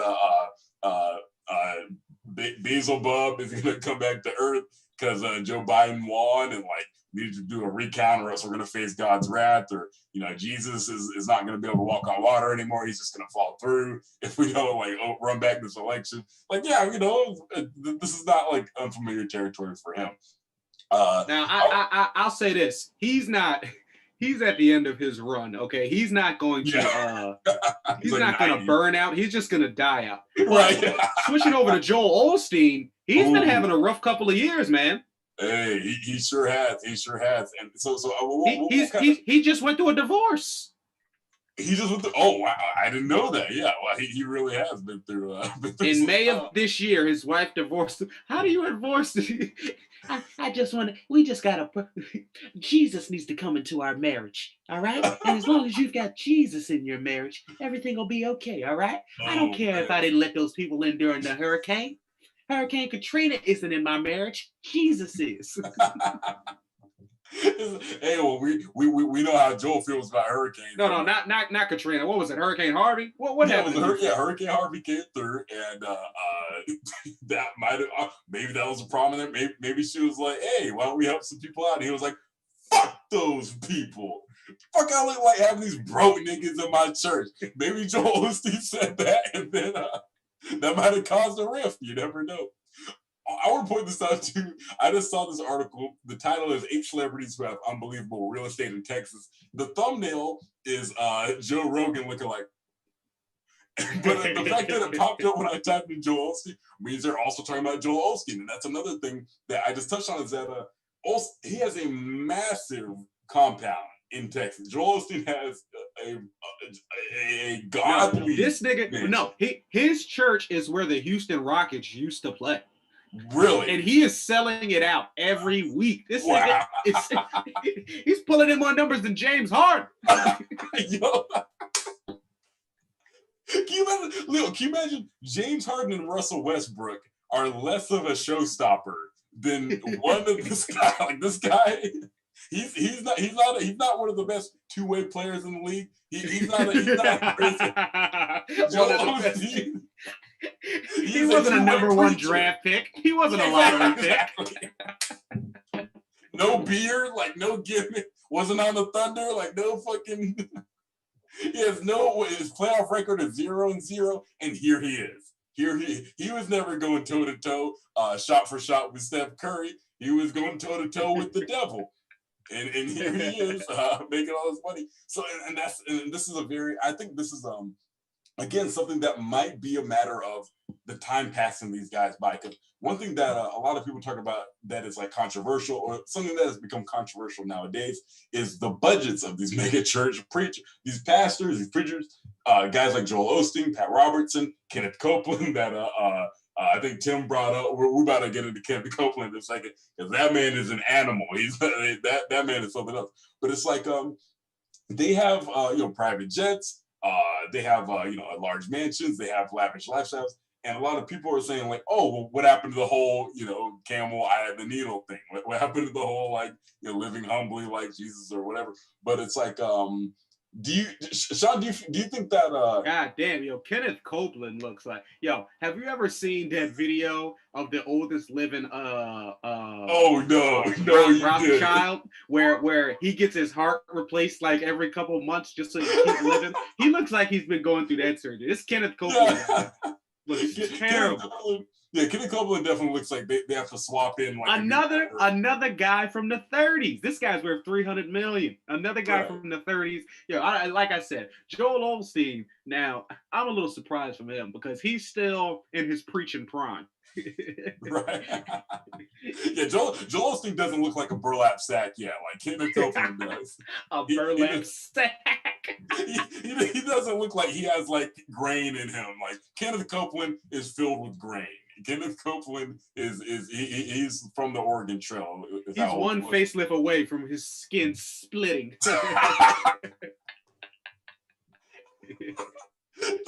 The elasticity's gone. It's just like fucking, it's like leather. But that's the fucking thing is that Kenneth Copeland he looks bad, and his these events he's been in the news might be even worse than his plastic surgeon. We're looking at there was an interview and you can watch this. We can't pull it up right now. We didn't film the video in, but there's a video I saw of him talking to a news reporter. The news reporter asked him the same question I just posed. Do you feel like these people's comments about your lavish lifestyle are a valid criticism? And he like gets in this lady's face. He has his finger like an inch away from her face. He's like right there, and you can Google it. If you look up Kenneth Copeland, this picture of him, it's like his finger is like literally like about to touch her face, and he's like scolding her and shit and looking real scary, like angry. And it's like I don't know, like I feel like maybe what did he say? Yeah, so he said I'm gonna pull up this article right now so I can read the quote. But because I saw this video, I believe last year, someone had posted it online, and if one thing was like hearsay, but like, I'm literally watching this guy yell at this lady.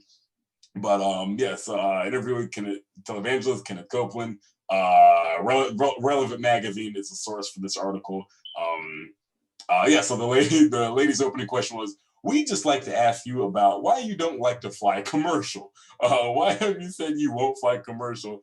You were quoted saying it's like getting into a tube with a bunch of demons." Okay, so first of all, that's true. Like, have you ever flown like Frontier? Like, yeah, like it is like a plane going to hell. Let's see. But here we go. Let me actually play the audio. We'd just like to ask you about why you don't want to fly commercial. Why have you said that you won't fly commercial? You said that it's like getting into a tube with a bunch of demons. Why do you think that? No, listen to me just sing. Not the people. The main reason is because of the need. If I flew commercial, I'd have to stop 65% of what I'm doing. So here he's kind of talking about the logistics. He's saying that, and honestly, I feel like this was just it. That might be. I think that's a decent explanation, but it's like I feel like him kind of getting into this like this whole like it has to do with like demons and stuff and all that. It's like I don't like I buy the whole like scheduling thing more than the like. Satan the main also, reason like in row 4E is because he's like of the holding need. up the drink cart and he's like tempting him with all this horrible stuff. I kind of I'm gonna shoot him some bail just from that specific statement. Maybe he is really into the vibes and the energy, and he's just protecting his energy, and he's just like, listen, I can't be around everyone else and their demons and their unresolved issues because that may throw him off his square. That's the only thing that I could possibly. But honestly, there's no reason. It's not like this guy is a tech guru or like Elon Musk or something. He's not. His carbon footprint isn't saving the world. Yeah, his carbon footprint is just pimping at an extremely high level. Exactly right, and that's the thing. It's like again, to your point, I think that point you made earlier is so good because I think it can be applied to so many things. Like I feel like in a lot of areas, people have people kind of forget like how old these guys are. Like, this guy he's born in the 30s. When this guy was born, we had like just got out the Great Depression. Like this guy's been through like 10 economic crises, probably like 9 of which. Tim 530. I did just see that where they announced Biden won, and he just laughed for 30 seconds. Like, I'm gonna pull out him for that too. Because what's so funny about him laughing right there is that when he laughs like that, he's like spraying coronavirus on all of them. Like he's like pow, pow, pow. Like he's like pow, pow, pow. He's like he's doing like a drive-by. Like he's like it's like a. The media said what? This is real The audio. media said Joe Biden's president.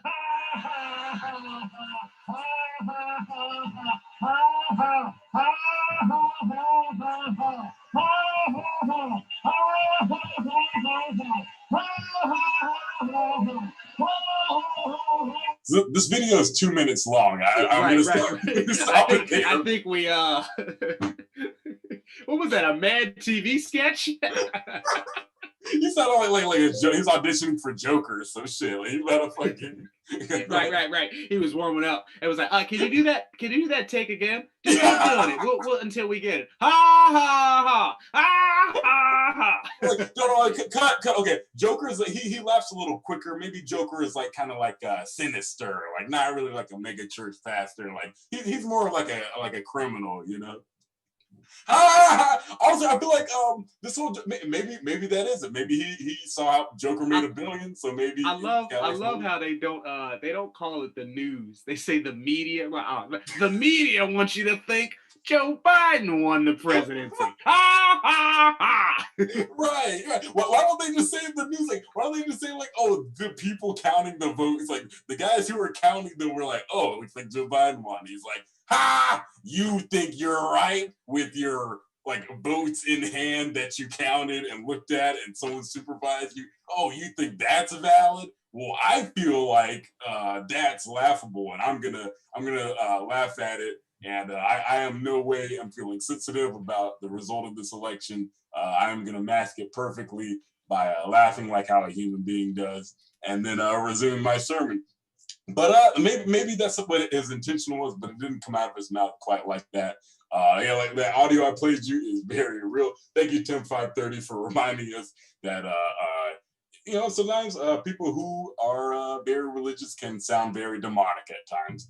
But and again, it's like we don't have a grudge against any of these guys. We just find some of these things. We want to start conversations. Like what is really going on with these the videos being played on there is on Prentice Fair TV. You can see Kenneth Copeland in this box above me, talking. Oh, I do see. There he is. And Here's what I want to know your thoughts on this. A lot of times, whether it be when we say the term spectrum, whether it be like political or like gender or anything like that, when we say the word spectrum, a lot of times I think a lot of people think of it as like a pendulum, where it's like it can either be on this side on the far or this side on the far. But I often think that sometimes a spectrum could be almost like a sphere, like the same way the Earth is a globe. You can go so far east that you end up on west. Like I hope I'm coming off clear with this, but with these spiritual leaders, they can be so far in Christianity that it is almost demonic, like that they cross over to the other side. They go so far over here that it swings back around to the other side. And I think the same thing can happen. You can be so conservative that you end up on the other side. You could be so liberal that you end up on the other side, or with a lot of different things, like with race, with anything like that. No, yeah, honestly, Sean, I completely agree. I think that you are onto something. And what I just realized is that the term for this is horseshoe theory.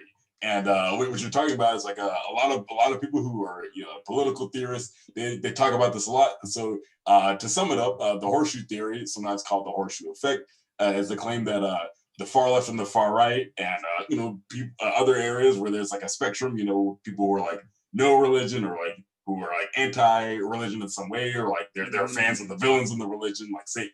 Someone who might be like a Satanist who likes Satan, but it's like maybe like that's a perfect example. A person who's so far into no religion that they damn anybody who believes in religion. So that's almost their religion. No religion is their religion. It's just like, no, you think that there's something?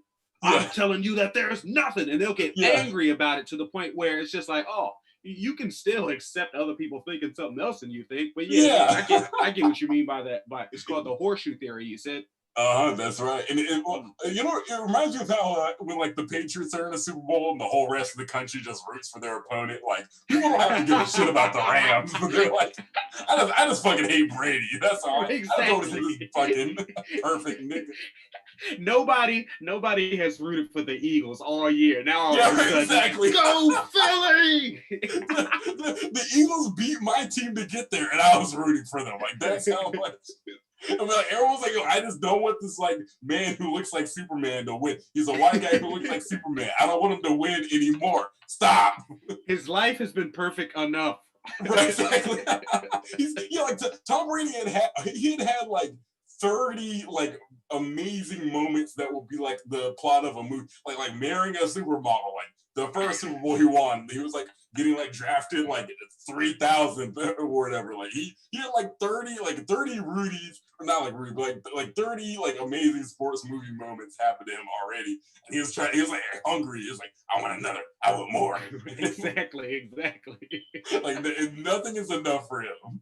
Like because like the Eagles fans, they just wanted one Super Bowl. Like they just wanted like one. They just wanted to win one. That's all they wanted. And he was like, I want like, oh no, 30. We're good for the next decade. We're good for the next 25 years. Hey, remember when we got that one? Exactly. They have the dog masks on and shit. Yo, that's another thing that I do not understand. If their mascot is the Eagles, why are they dogs? Oh, maybe it was like underdog, but even this. Oh, okay, all right. They're the underdog. Okay, I'll ride with that. But it still did look like it was very. The outfit was very clashing with the like eagle and the green and the like dog mask. It made them look like a member of Bohemian Grove or some shit. You know what I mean? Like the whole exactly jarring. It made him look like a Bohemian Grove member. So again, like we're transitioning into right now for our last 20 minutes. Lightning round. Anyone in the comments, Dan M, yo, jump in, man. Feel free to let us know what you think about the world of politics. Let us know what you want us to talk about. Lightning round. Y'all call the shots. Whatever you want us to talk about, we'll talk about. You want us to talk about smoking weed, we'll talk about that. We've done that before for sure. If you want us to talk about honestly anything at all, it could be cool, it could be stupid, it could be about Kenneth Copeland and his old leather couch looking face. It could be anybody. You never know. But yeah, going back to this whole thing about horseshoe theory, like it's very much as I think it was. So I'm reading right here. It was formulated by a French philosopher, Jean-Pierre Fay, in 1996. But similar ideas existed previously, but he believed that the extremes of the political spectrum both represented totalitarianism of different kinds. So totalitarianism is basically where you believe that there has to be like totality with a thought process. So you feel like if you're like a right winger and you're a totalitarian, you feel like everything's got to be the way I like it, right wing. If you're super far left wing, like if you're a communist and you feel like everyone needs to think the way I do, or else you're going to jail. Like that's totalitarian communism, something like Joseph Stalin. Or like if you don't agree, then you're just gonna get locked up. And which is really funny because I feel like that's like the world that rappers think they live in. I feel like rappers think that like they get like locked up for like speaking their truth. Like, nah, you also have like 30 guns that were unregistered in your car. But we'll get into that. You know, what's so funny. I was trying to remember like who that had happened to, and it's probably been like 4. Like I thought T.I., but it's been like 30 rappers that it has happened to after. Like, didn't it just happen to Lil Wayne? Mm-hmm. Lil Wayne, No, you know why? Here's my theory, and the fact that you brought up that term totalitarianism, I think here's the reason why. You get so far into your lifestyle as a rapper, and I'm gonna equate it to how we just the Copeland guy. He said that, you know, his lifestyle, his business schedule, he has to take the private jet, and he can't be around the regular consumer. He can't be around, you know, the everyday blue collar folk. And I think the same thing with politicians. They live in their bubble. So while in their bubble, everything that they think is right is right. No one really rocks the boat in their bubble. And the same way a rapper is like, all right, having all these guns is around is right. So when the real world or reality comes and is like, hey, maybe you shouldn't have a jet as a preacher, or hey, maybe you shouldn't, you know, take money from companies just to approve policy, or hey, rapper, maybe you shouldn't have 300 guns. They're like, hey, what are you talking about? I've been living like this every day for years, and now you gonna tell me that I can't do me? And then they're looking at their friends like, can you believe they're gonna tell me? And then their friends in the bubble, they don't want to burst their bubble, so they're just like, oh yeah, I can't believe that shit. So they get this, yes, man. Right? So they get this megalomaniac idea where they can't even see their faults as faults. That's why like to go back to the Bohemian Grove, why you need that checks and balances where it's like, all right, everybody around you's praising you now, but if we told them this, would they still fuck with you? And that's kind of why, you know, they say that happens in the music industry with rappers, and probably the same thing with preachers. You know, we seeing all these preachers coming out, been molesting little kids and stuff like that.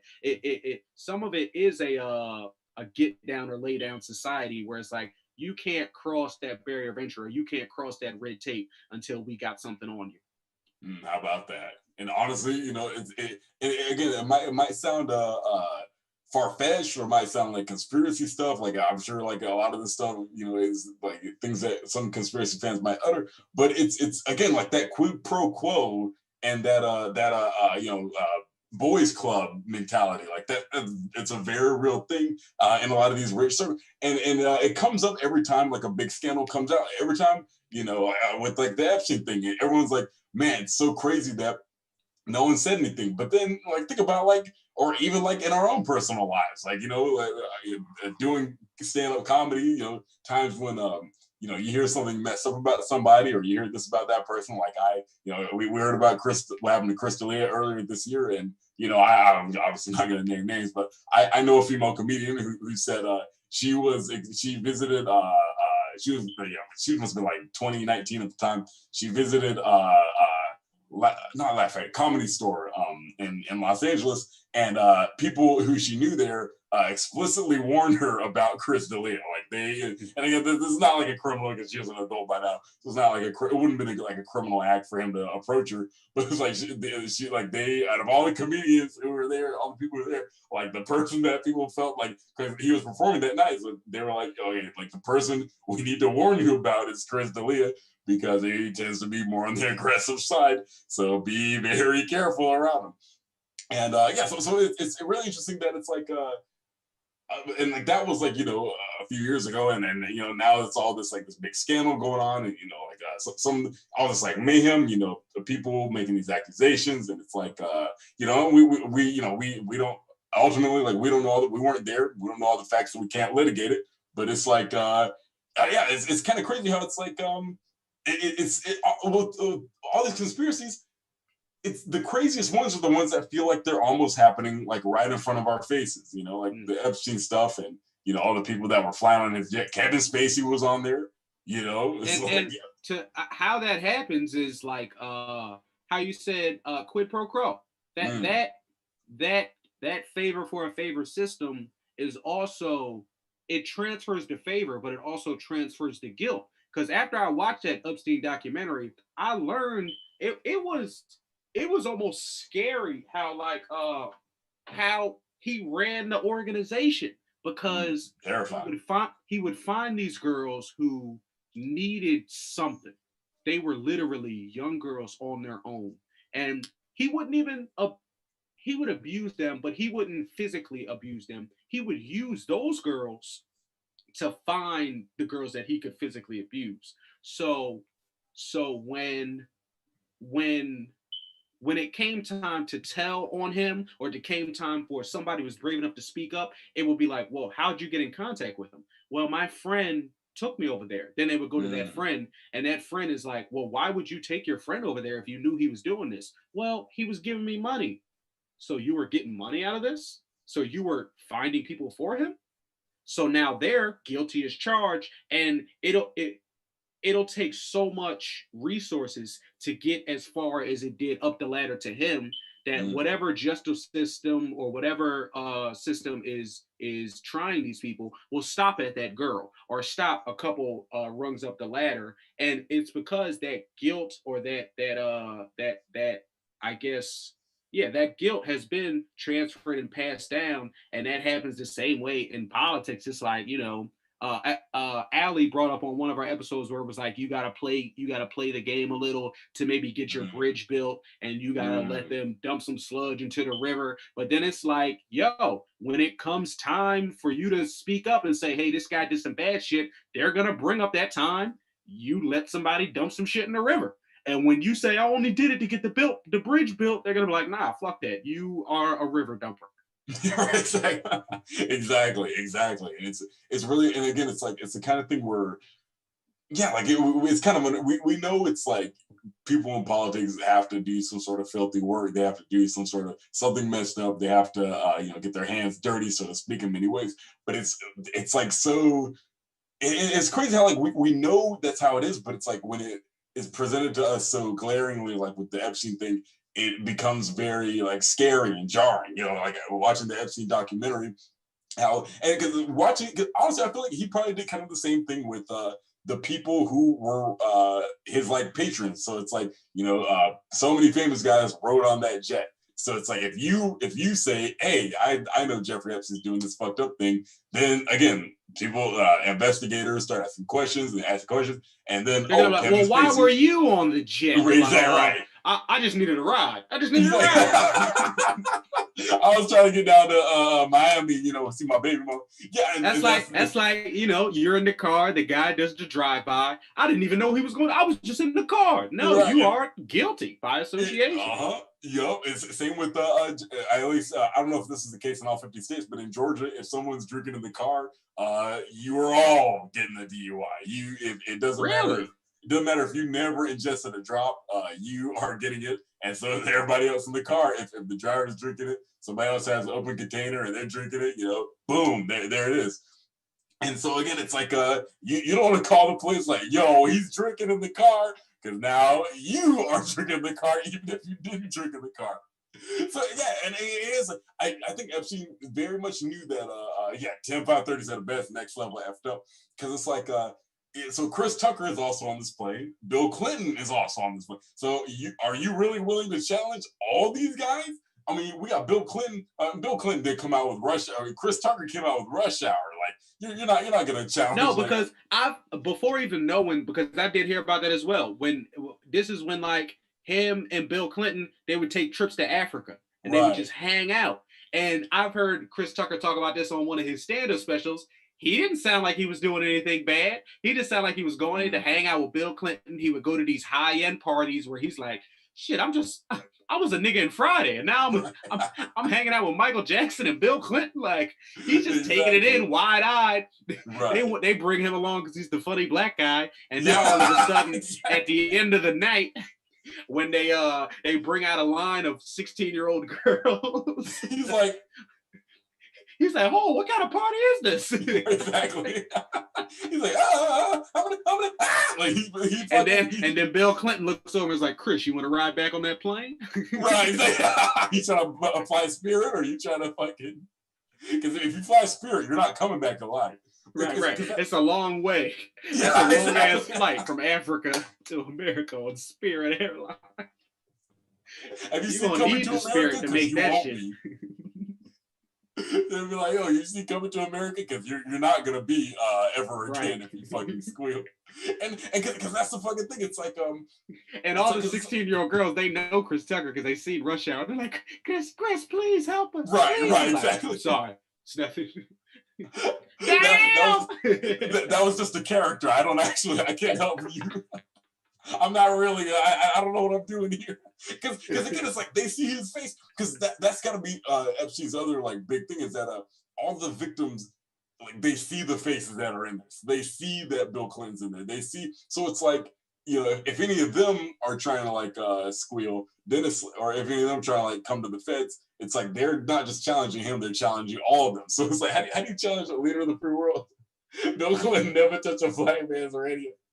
Yo, so it's like, but I feel like, you know, and it's something that me and Sean touched on a lot on the show is that the world seems to be, I think one of the things that a lot of people are noticing in different ways, some people call it like New World Order or whatever, but it's like the world seems to be accelerating to oligarchy. The world, it seems like the people who are far too powerful are gaining too much power and are using it for nefarious means like this.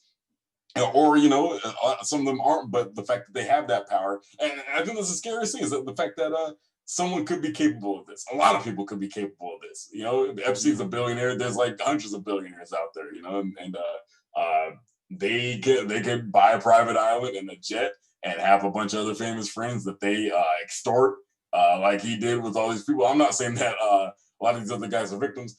Honestly, I mean, the crazy part is because like we said, if you are a billionaire, you're hanging out with the billionaires.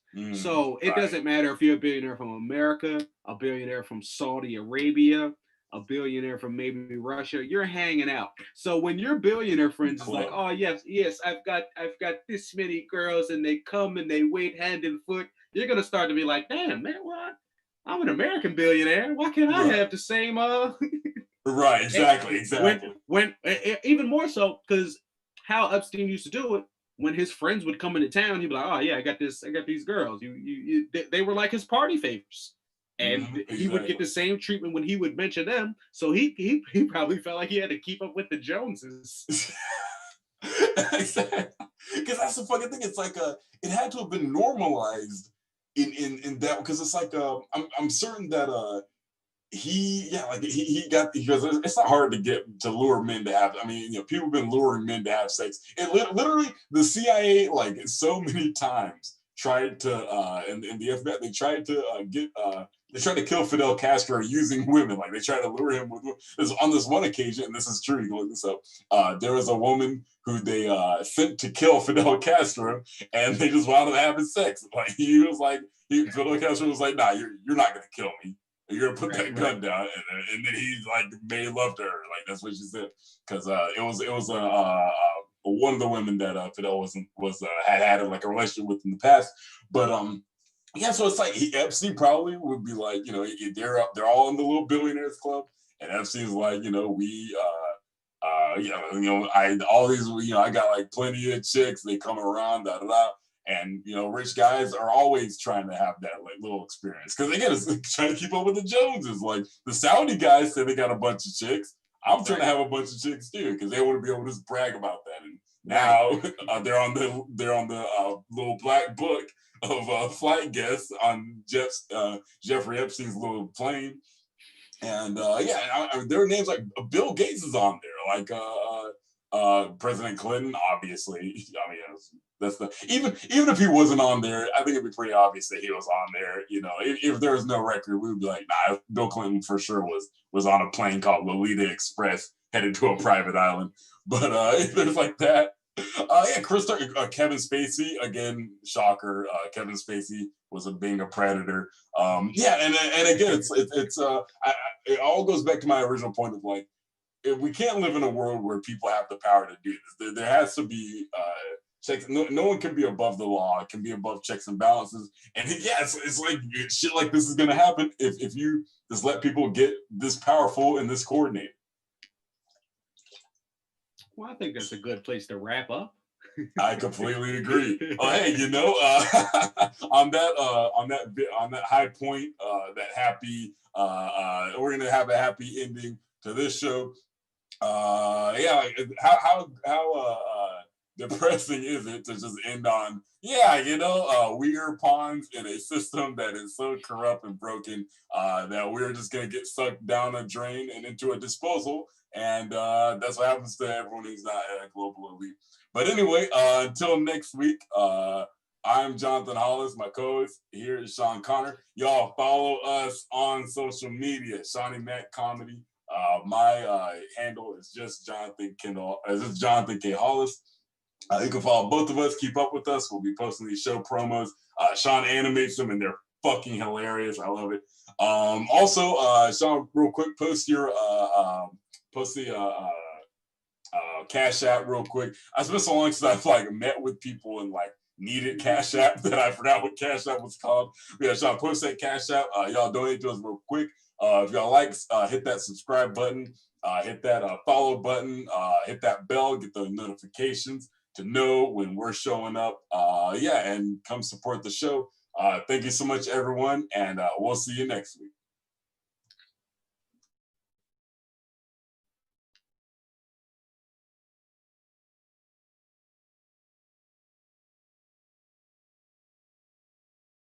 And everybody, and then they literally took them and put them. Hey, where did you guys put the bootlickers? Where did you guys take the bootlickers? You didn't say anything to me. I saw that. I was like, oh shit. My ear quivered. I was like, Oh God. I'm probably gonna come down to it shortly. okay, I feel that. I'm getting nervous. I can ask him there. So he wasn't ended at 10:30, and then that bullshit happened. And he doesn't want to like cut energy, but I'm like, let's just cut the energy. Maybe just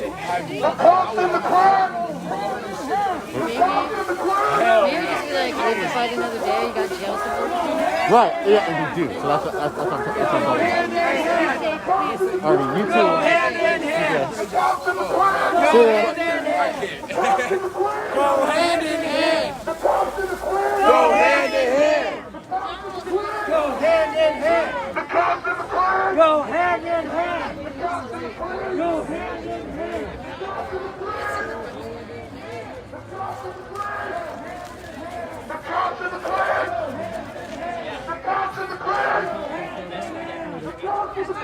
I mean, if people can get like honest. The cops in the crash! The cops in the crash!